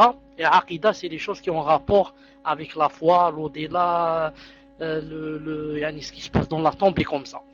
Inch'Allah ta'ala, j'espère que la réponse a été claire. Allah subhanahu wa ta'ala a'lam. Tfadal prochain. Donc, Inch'Allah, je vais lire la question de Talib Lain. Salam alaikum wa rahmatullahi wa barakatuh. Jazakumullah khair. Cheikh, pour vos cours. Juste avant de poser ma question, je voudrais savoir si vous avez répondu par rapport à la question qu'on vous a posée la semaine dernière sur l'urine du prophète sallallahu alayhi wa sallam qui a guéri un malade, sachant que l'urine est impure. Donc ma question était par rapport à ce que vous avez dit tout à l'heure sur la prière, sur les prières rawatib et la récompense du paradis. Ces prières doivent être assidues. Et est-ce que les 2 rak'a avant le asr rentrent dans les rawatib? Et quel est votre avis sur les 2 rak'a après l'asr? Barakallahu fikum. Tfaddal Cheikh. Jazakumullah khair. Wa alaykum salam wa rahmatullahi wa barakatuh. En ce qui concerne le hadith où il est dit que le messager d'Allah sallallahu alayhi wa sallam a donné son urine à une personne et il lui a dit que à boire et il lui a dit qu'à partir d'aujourd'hui tu n'auras plus jamais mal au ventre. J'avais dit que je ne connaissais pas ce hadith s'il était sahih ou pas. J'ai cherché, j'ai trouvé que la personne à laquelle il a donné cette urine était une femme. J'ai trouvé que c'est une femme, mais jusqu'à présent je n'ai pas trouvé quelqu'un qui a dit que ce hadith est authentique ou même qui a dit qu'il n'est pas authentique. Ça veut dire que je suis toujours dans l'incertitude et je suis toujours, Inch'Allah Ta'ala, dans la recherche jusqu'à ce que je vous dise que ce hadith est authentique ou pas, Inch'Allah Ta'ala. Quant à le fait qu'il lui ait donné l'urine, si c'était vrai, si le hadith a supposé, on va supposer qu'il était authentique. Non, ça ne se contredit pas avec la souillure, car le messager d'Allah sallallahu alayhi wa sallam, non, subhanallah al-azim, par exemple, la sueur qui sortait de lui, etc., avec quoi? Avait une odeur, masha'Allah. C'est pour ça que Sulaym, par exemple, l'attendait juste pour qu'il dorme, sallallahu alayhi wa sallam, et mettait devant lui une sorte de bouteille comme ça, et prenait tout ça, et elle le mettait, son crachat, etc., surtout sa sueur. Pourquoi? Tellement elle avait une odeur, masha'Allah ta'ala. Donc c'est possible que même son urine, s'il veut le donner à quelqu'un, Allah Azza wa Jal fasse que cette urine soit pas souillée dans ce cas, spécialement dans ce cas. Allah ta'ala, mais je vous ramènerai Inch'Allah ta'ala si ce hadith est vrai ou pas, je ne l'ai pas encore trouvé. Quant à la deuxième question, c'est par rapport aux 12 rak'at. Aux 12 rak'at, naam, on doit les faire assidûment. On doit les faire assidûment, sauf cas de quoi? Cas de... Comment on dit ça? Sauf si on a une cause. Par exemple, si on voyage. Si on voyage, on n'est pas obligé de faire les rawatib. Si on tombe malade, on ne fait pas les rawatib. Naam. Et comme ça. Maintenant, si vraiment on est malade et un jour on ne les a pas fait, c'est pas grave, car ce ne sont pas des choses obligatoires, ce sont des sunnah mu'akkada, c'est tout. Autre chose, pour les salats 2 avant l'asr, je ne les connais pas. Je connais 4 avant l'asr. Le messager d'Allah sallallahu alayhi wa sallam a dit Rahimallahu mara'an salla arba'an qabla l'asr. Il a dit sallallahu alayhi wa sallam, c'est-à-dire il a fait une dua. Je demande à Allah Azza wa Jal qu'il descende sa miséricorde sur une personne qui fait 4 rak'at avant salat l'asr. Et les savants ont divergé, est-ce que ces 4 rentrent dans les rawatib ou pas? Moi je suis du deuxième avis qui dit que ça rentre pas dans les rawatib, mais que de temps en temps on les fait.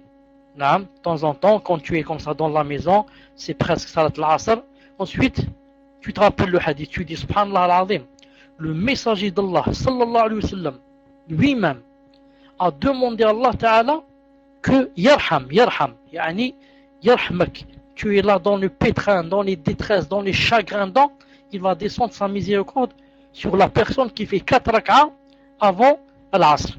Alors tu dis pourquoi je vais pas me lever maintenant, je vais faire 4 rak'ah. Qu'est-ce que je perds? Et on se lève, on fait des ablutions, on fait 4. Naam. Quant aux 2 que le messager d'Allah faisait après Salat al-Asr, la plupart ont dit ce sont des dettes, car il a été retenu dans une tribu en train de concilier entre 2 tribus quand il est arrivé à la maison, naam, et il n'avait pas encore fait quoi? Les 2 prières qui viennent après Salat al-Asr. Les 2 prières qui se font après Salat al-Dhuhr. J'ai dit qu'il y avait 2 après Salat al-Dhuhr. Donc, quand il est arrivé à la maison, sallallahu alayhi wa sallam, il a fait quoi? Il a fait ces 2 prières. On ne doit pas les faire à l'orno. Je crois que le plus juste, c'est de ne pas les faire sans raison. Certains ont dit on peut les faire. Car il y a un autre hadith où le message d'Allah ne les a pas délaissés. Mais l'avis qui est au milieu, c'est de les faire, Inch'Allah Ta'ala, quand on a des dettes. C'est de les faire quand on a des dettes, Inch'Allah Ta'ala. Mais, là, j'attire votre attention sur quelque chose de très important. C'est quoi? C'est que si quelqu'un les fait, ce n'est pas interdit. Si quelqu'un les fait, ce n'est pas interdit. Pourquoi? Car le messager d'Allah, sallallahu alayhi wa sallam, a dit dans un hadith authentique, il a dit, pas de salat après salat al-subh jusqu'à ce que le soleil se lève. Et pas de salat après salat al-asr jusqu'à ce que le soleil se couche. Si quelqu'un va dire donc, puisqu'il a dit pas de salat après l'asr, comment se fait-il que moi, je vais faire 2 rak'at après l'asr? On va lui dire justement, ce hadith a été rapporté dans une autre version par Ali ibn Abi Talib radiyallahu ta'ala anhu, et il se trouve dans Silsila Sahiha de Sheikh Al-Albani rahimahullah, où Ali ibn Abi Talib a dit que le messager d'Allah a dit pas de salat après salat al-asr tant que le soleil, pas de salat, c'est-à-dire qu'on ne doit pas faire de salat, ou bien afwan, il a dit sauf si la salat, pas de salat après salat al-asr, sauf si le soleil est blanc, sauf si le soleil est blanc, ce qui veut dire que l'autre hadith qui dit pas de salat après l'asr, c'est un hadith général, et ce hadith est un hadith particulier, khas. Donc, ce qui est interdit de faire après l'asr, c'est quoi? C'est de faire la prière quand le soleil a jauni, ou l'a rougi, il est devenu rouge, et que c'est bientôt le coucher du soleil. Quant à faire 2 rak'at directement après salat al-asr, ce n'est pas interdit, comme a dit Sheikh Al-Albani rahimahullah. Maintenant on dit, j'ai lu un hadith dans le Bukhari que Omar et Abu Bakr interdisaient de prier après les asr au fidèles. Naam, quand on est imam des musulmans et on a peur de la fitna, on interdit aux gens. On leur interdit, même Omar frapper les gens. Pourquoi? Parce que pas tout le monde va comprendre. Pas tout le monde va comprendre que ceux-là sont en train de faire la prière juste après l'asr. Ils vont croire que donc c'est permis, du asr jusqu'au maghrib. Et ils vont faire même la prière juste avant le coucher du soleil. C'est pour ça que Omar, ou bien Abu Bakr, interdisait aux gens de faire la prière après l'asr. Et certains ont dit, ou bien c'est parce que ils ne sont pas tombés sur le hadith de Ali ibn Abi Talib, qui a dit que c'était permis si c'est juste après l'asr. Wallahu ta'ala a'lam. Atfadhal inshallah le suivant. J'ai la question en PV du frère Suleiman. Donc, Inch'Allah, je vais vous la lire. Salam alaikum. Salam alaikum, Cheikh. Jazakumullah khair. Donc, pour le temps que vous nous consacrez, un frère veut faire du commerce avec un frère au Maroc qui donne une somme d'argent et le frère qui est au Maroc, c'est lui qui va s'occuper de la vente. Comment on doit partager les bénéfices? Est-ce qu'on doit faire un acte, rédiger un acte? Le frère qui est en France, c'est lui, en sachant que le frère... D'accord. le frère qui est en France, c'est lui, en sachant que le frère est au Maroc. Barakallahu fikum, Cheikh. Inch'Allah, vous avez compris. Jazakumullah khair. Wa alaykoum salam wa rahmatullahi wa barakatuh. C'est bien de faire par exemple un acte. Naam. Un acte où il y aura par exemple aussi deux témoins. Comme ça, s'il se passe quelque chose, naam, s'il se passe quelque chose, au moins on a la preuve. On a la preuve que voilà comment qu'on s'était accordé au début. Ensuite, c'est bien naam, de faire ce qu'on appelle la mudaraba. La mudaraba, peut-être que beaucoup de gens ne savent pas ce que c'est la mudaraba, c'est je donne de l'argent à quelqu'un et cette personne va travailler avec cet argent. Elle va travailler avec cet argent, faire du commerce, faire n'importe quoi qui soit licite, et je m'accorde avec cette personne que je lui donnerai par exemple tant, naam, tant, c'est-à-dire par exemple 2,5% ou bien 5% ou bien 10% naam, du bénéfice. Cette chose est permise bid'Allah Azza wa Jal, mais ce qui n'est pas permis ici, donc par exemple cette mudaraba, qu'est-ce qui n'est pas permis?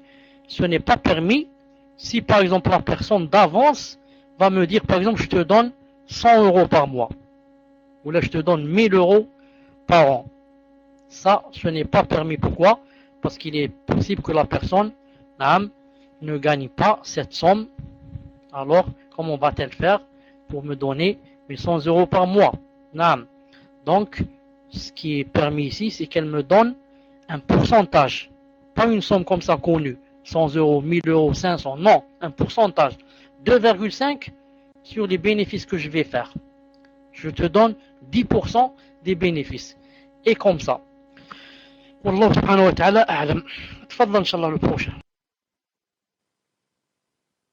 Donc c'est au tour de Maymouna, Inch'Allah.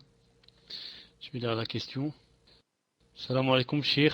Un frère demande, je suis arrivé à la prière en groupe et j'ai raté une rak'a. À la fin, lorsque l'imam a fait le teslim, j'ai fait le teslim avec lui, puis je me suis levé. Après cela, je me suis souvenu que j'avais oublié une rak'a, donc je l'ai faite, mais je n'ai pas fait la prosternation de la distraction, par ignorance. Est-ce que cette prière est valide ou dois-je la refaire? Barakallahu fikum.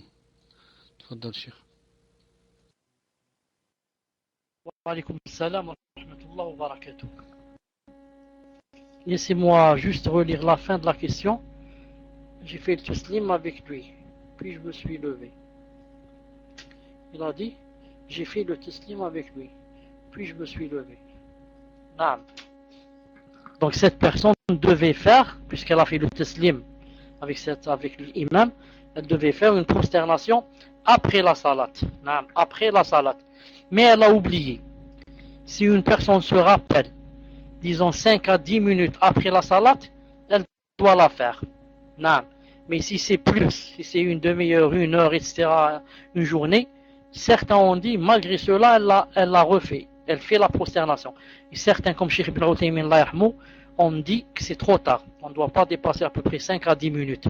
Donc, le muhim, cette personne ne l'a pas faite, la prosternation, par ignorance. C'est pas la peine qu'elle refasse sa salat. Sa salat est valable, bi'idnillahi subhanahu wa ta'ala. Naam. Tfadhal, Inch'Allah, le prochain. Donc sur Paltalk, Al-Portugali, tfaddal, c'est à vous, Inch'Allah. Assalamu alaikum wa rahmatullahi wa barakatuh. Est-il vrai qu'il y a un hadith qui nous dit de fermer les fenêtres au moment de Salat al-Maghrib? Si oui, quand peut-on les réouvrir? Barakallahu fik, Cheikh, de votre réponse et qu'Allah vous récompense. Tfaddal, Cheikh. Wa alaykoum salam wa rahmatullahi wa barakatuh. En fait, le hadith qui dit de fermer les portes, etc., pendant Salat al-Maghrib est authentique. Naam. Et la raison est très claire. car un autre hadith a montré, ou l'a dit, que quand le soleil juste vient de se coucher et que l'obscurité commence à s'étendre, il y a les shayatines qui descendent et qui viennent aussi, qui viennent de la mer, car vous savez que les shayatines, le shaitan le grand, il a son trône sur la mer. Il commence à venir de tous côtés et à ce moment-là, ils rentrent dans les maisons, à ce moment-là, ils frappent les enfants, etc. C'est pour ça qu'il y a un hadith qui dit que pendant ce moment, il est interdit de laisser les enfants dehors, au moment où l'obscurité commence à tomber comme ça. Mais après une bonne demi-heure par exemple, que maintenant tout est noir, ce n'est plus interdit. Maintenant que tout est noir, ce n'est plus interdit. C'est interdit juste au moment où l'obscurité commence à s'étendre et que les shaitans s'étendent aussi avec l'obscurité. Wallahu ta'ala a'lam. Tfadhal suivant. Donc c'est au tour de Dinul Haq. À vous, Inch'Allah, posez votre question sur le tableau. Salam alaikum wa rahmatullah wa barakatuh, Cheikh. Je voudrais prendre le micro pour poser ma question, Inch'Allah. C'est déjà une première question, Inch'Allah. Cheikh, je vous laisse répondre. Barakallahu fikum. Din al-Haq, vous pouvez prendre le micro à vous, Inch'Allah. Salam alaikum, Cheikh. Salam alaikum tout le monde. Donc, Cheikh, je voulais savoir c'était quoi les règles de bienséance pour les toilettes en général. Et plus particulièrement des détails comme se chausser pour rentrer aux toilettes. Est-ce qu'il est interdit de parler dans les toilettes ou juste c'est le nom d'Allah Ta'ala qu'il ne faut pas prononcer? Cher, salam alaikum. C'est bon, musulman, c'est bon là, je suis pas trop près. Je suis déjà à 3000 km, cher. D'accord, ok, alhamdulillah. Donc, salam alaikum, rahmatullahi wa barakatuh. Cher, je voulais savoir c'était quoi les règles de bienséance pour les toilettes en général et plus particulièrement, est-ce que le fait de rentrer aux toilettes, on doit se chausser et aussi savoir si on ne doit pas parler dans les toilettes ou c'est juste le nom d'Allah Ta'ala qu'il ne faut pas prononcer. Voilà, j'ai fini ma question. Wa alaykum salam wa rahmatullah wa barakatuh. En général, quand quelqu'un va rentrer ou a l'intention de rentrer dans les toilettes, il rentre par le pied gauche. Et quand il veut sortir, il sort par le pied droit. Ici, je veux dire seulement qu'il n'y a rien dans la sunna qui dit cela. Il n'y a pas un hadith qui dit cela, ou là un verset qui dit cela, mais les savants ont fait ce qu'on appelle qiyas l'axe, ce qu'on appelle analogie interposée. Ils ont dit, puisque dans la mosquée, on rentre avec le pied droit, et on sort avec la main gauche, et la mosquée, c'est la meilleure maison, c'est la maison d'Allah, donc dans la maison du shaitan, les toilettes, on va rentrer avec le contraire. On va rentrer avec la gauche, et on va sortir avec le pied droit. Mais comme j'ai dit, il n'y a aucun hadith qui dit cela. Quand on rentre à l'intérieur, on s'abstient au maximum. On s'abstient au maximum. On doit tout faire son possible pour ne pas invoquer Allah subhanahu wa ta'ala. Pour ne pas invoquer Allah subhanahu wa ta'ala. À l'intérieur aussi, bien sûr, on ne doit pas employer la main droite.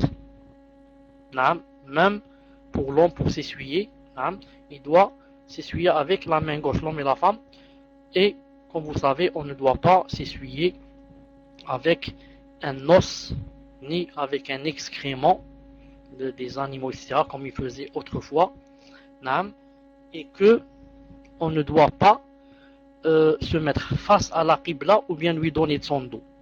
C'est pour ça que si on devait construire une maison, quand on fait venir l'ingénieur ou l'architecte, la première des choses on lui dit, faites de sorte que les toilettes, si je m'assois pour faire mes besoins, je ne donne pas mon dos à la qibla, ni ma face à la qibla.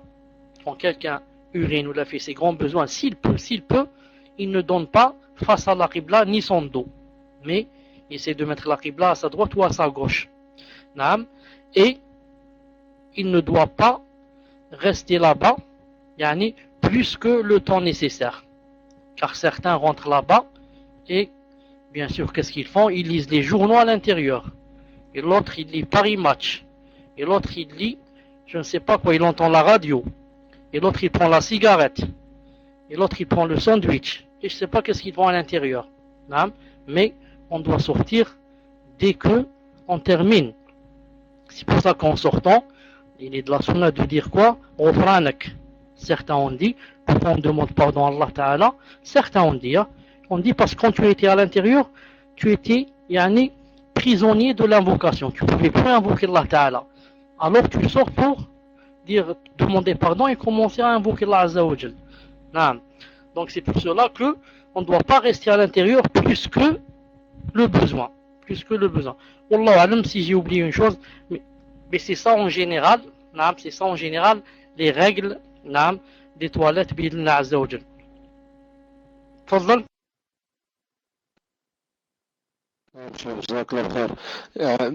Vous dites comme ça, on doit éviter au maximum, donc éviter au maximum, mais donc parce qu'on peut pas invoquer Allah Ta'ala, c'est une chose bien sûr, mais entre invoquer Allah Ta'ala et parler de, bon bien, je sais pas, moi j'ai la famille qui j'entends un bruit, j'entends quelque chose. Entre invoquer Allah Ta'ala, bien évidemment, on va pas invoquer Allah dans les toilettes, mais parler, je sais pas, demander de l'eau à l'extérieur ou dire, donner une information ou quelque chose comme ça. Est-ce que c'est prohibé? Enfin, c'est-à-dire parce que j'ai entendu dire aussi que on sait que les anges marquent tout ce qu'on dit, et donc le fait de parler dans les toilettes, ça fait forcer les anges à rentrer dans les toilettes dans un lieu impur. Est-ce que ça tient la route ou c'est n'importe quoi ça? C'est ma dernière question, cher. Barakallahu fik. Barakallahu fikum. Salam alaikum wa rahmatullahi wa barakatuh.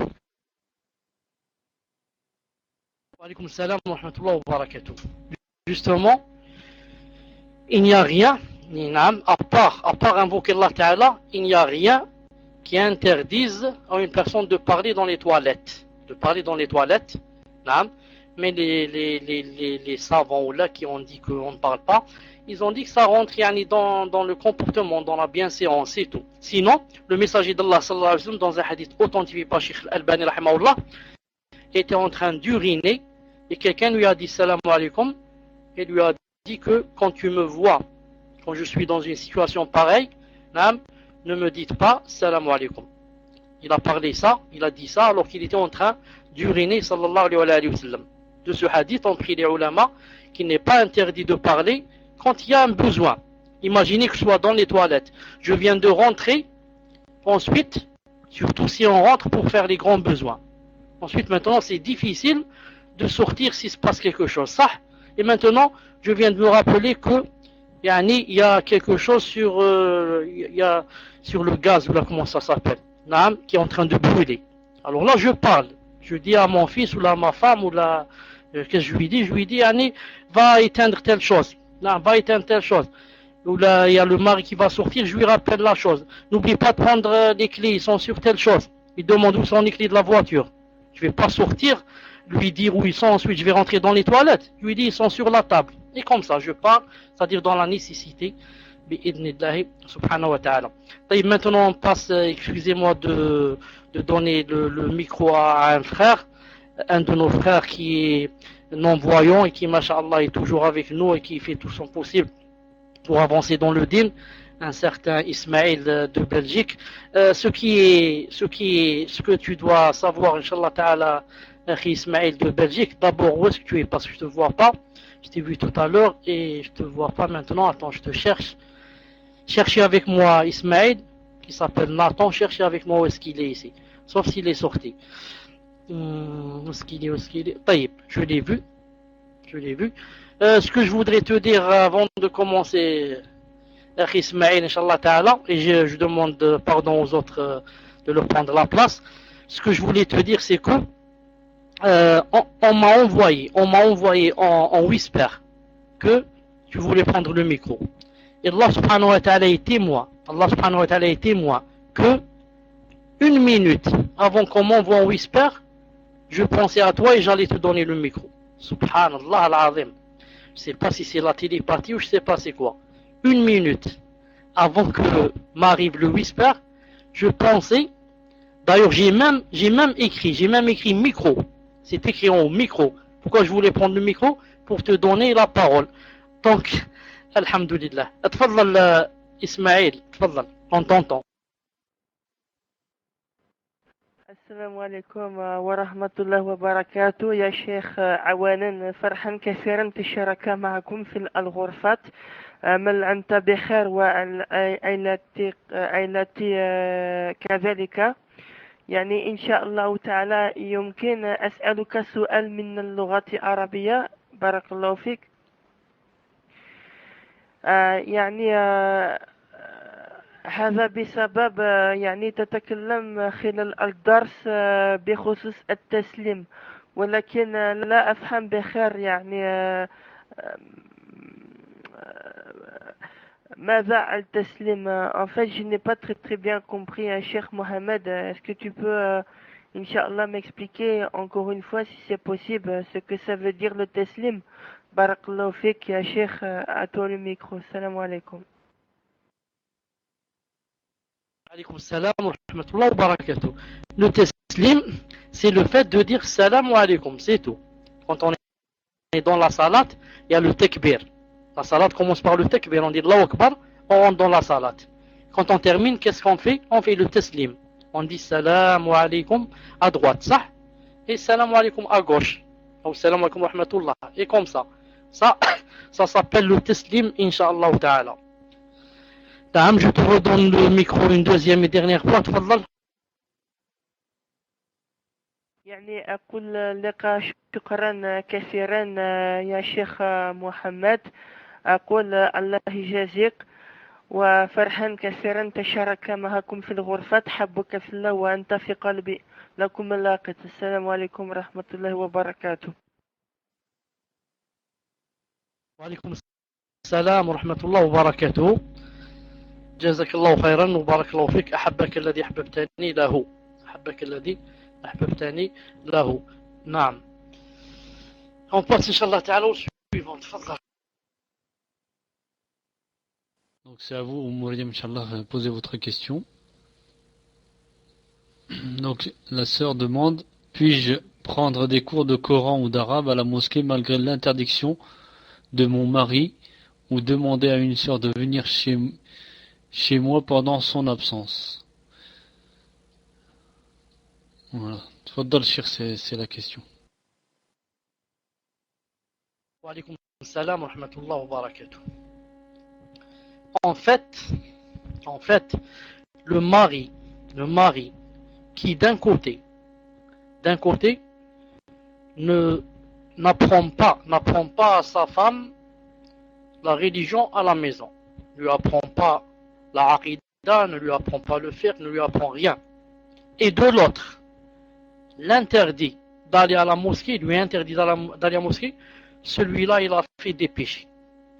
Car le messager d'Allah sallallahu alayhi wa sallam a dit, n'empêchez pas les épouses, les femmes, d'aller à la mosquée.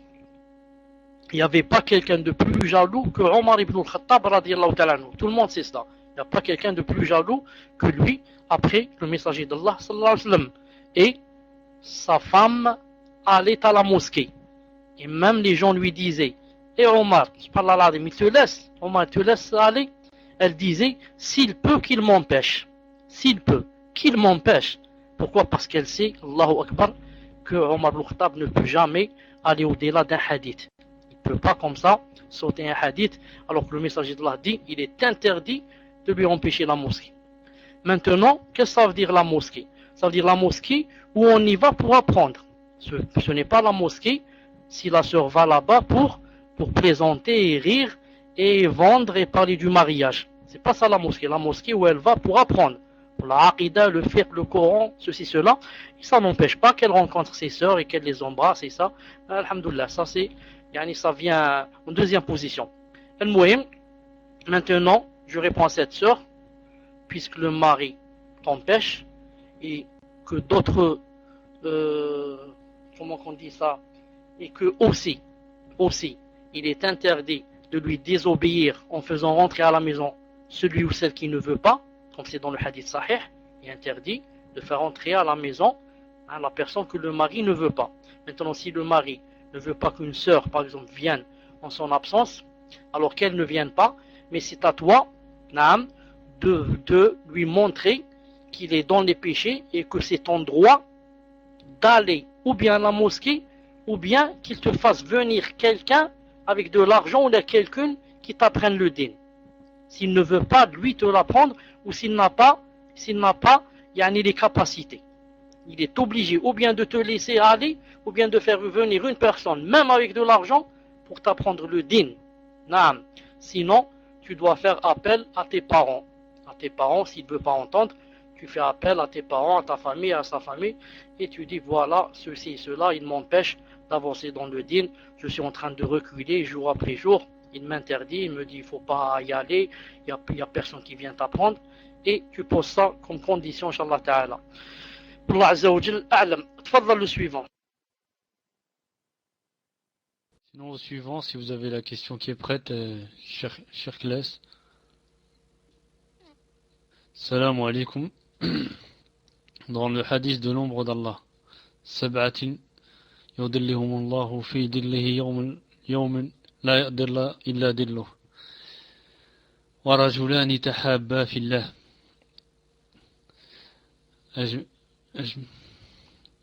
Est-ce applicable à un homme avec son épouse? يعني اجتمع عليه وتفرق عليه. نعم الحمد لله. Je vous laisse le micro, cher. تفضل. بارك الله فيك. Alaykoum salam wa rahmatullahi wa barakatuh. Naam, ce hadith, cette question, Inch'Allah Ta'ala, peut s'appliquer. Peut s'appliquer dans les cas où l'époux s'est marié avec cette épouse, naam, fillah. C'est marié fillah, naam, et toujours il a dans son cœur que c'est une sœur, fillah, naam, c'est une femme qu'il aime pour Allah subhanahu wa ta'ala. Naam. Dans ce cas, yani, s'il s'est uni avec elle pour Allah subhanahu wa ta'ala, naam, et yani, a toujours dans l'intention que si par exemple elle fait des désobéissances à Allah subhanahu wa ta'ala ou elle quitte l'islam ou qu'il la quitte pour Allah subhanahu wa ta'ala. Il l'aime pour Allah subhanahu wa ta'ala, il la déteste pour Allah subhanahu wa ta'ala. Il peut, Inch'Allah ta'ala, rentrer dans ce hadith. Il peut, bi'idna azza wa jal, rentrer dans ce hadith. Wallahu azza wa jal a'lam. Wallahu azza wa jal a'lam. Naam. Donc maintenant on passe à la question du frère chemin des salafs, Inch'Allah. J'ai sa question en PV. Salam alaikum wa rahmatullahi wa barakatuh. Cheikh, qu'Allah Ta'ala vous augmente votre science. Ma question est la suivante. Cheikh, un frère demande. Sa fille est née le mardi 13 janvier. Masha'Allah. Il veut savoir quand il doit égorger un mouton. Est-ce que c'est 7 jours après, à compter du 13 ou du 14? Doit-il égorger à partir du 19 ou du 20? Barakallahu fikum, Cheikh, qu'Allah vous récompense ainsi que les admis. Wa fikum barakallah. Salam alaikum. Tfaddal, Cheikh. Wa alaykoum salam wa rahmatullahi wa barakatuh. Donc je vous donne la règle, Inch'Allah Ta'ala, et apprenez-la. Car beaucoup de gens, quand ils ont un nouveau-né, il est né par exemple le mardi, ils ne savent pas quand est-ce qu'ils commencent à compter pour tomber dans le 7e jour. Est-ce que on compte le mardi ou pas? La règle est très simple. Le jour où naît le nouveau-né, sa aqiqa, le 7e jour, c'est quoi? C'est un jour avant le jour où il est né. Je donne un exemple. S'il est né le mardi, sa aqiqa c'est le lundi. S'il est né le mercredi, sa aqiqa c'est le mardi. S'il est né le jeudi, sa aqiqa c'est le mercredi. Allez, maintenant on va faire des devinettes. Le Ghuraba, tu réponds. S'il est né le dimanche, c'est quand sa aqiqa? Réponds-moi, le Ghuraba. S'il est né le dimanche, c'est quand sa aqiqa? Ensuite la question à Taliban. Samedi, alhamdoulilah. Taliban, s'il est né un jeudi, c'est quand sa aqiqa? Taliban, tu es avec nous? Mercredi, naam. mercredi. Bi'idhnillah, il faut être sûr. Non, mercredi. S'il est né un jeudi, c'est mercredi. S'il est né un samedi, c'est vendredi. S'il est né un dimanche, c'est samedi. Et comme ça. Inch'Allah ta'ala, vous avez compris. Barakallahu fikum. Apprenez la règle et faites-la apprendre aux gens, Inch'Allah. Tfadl le prochain. D'accord, donc c'est à vous, Salafi 3, posez votre question, Inch'Allah, sur le tableau. Salam alaikum wa rahmatullahi wa barakatuh, ya Sheikh. Uhibbuka fillah. Est-il autorisé de se faire examiner et de se faire palper les parties intimes par un médecin, un kafir, en sachant qu'il met des gants, qu'Allah subhanahu wa ta'ala vous récompense pour les cours que vous nous faites. Barakallahu fikum. Tfaddal Sheikh. Jazakumullah khair.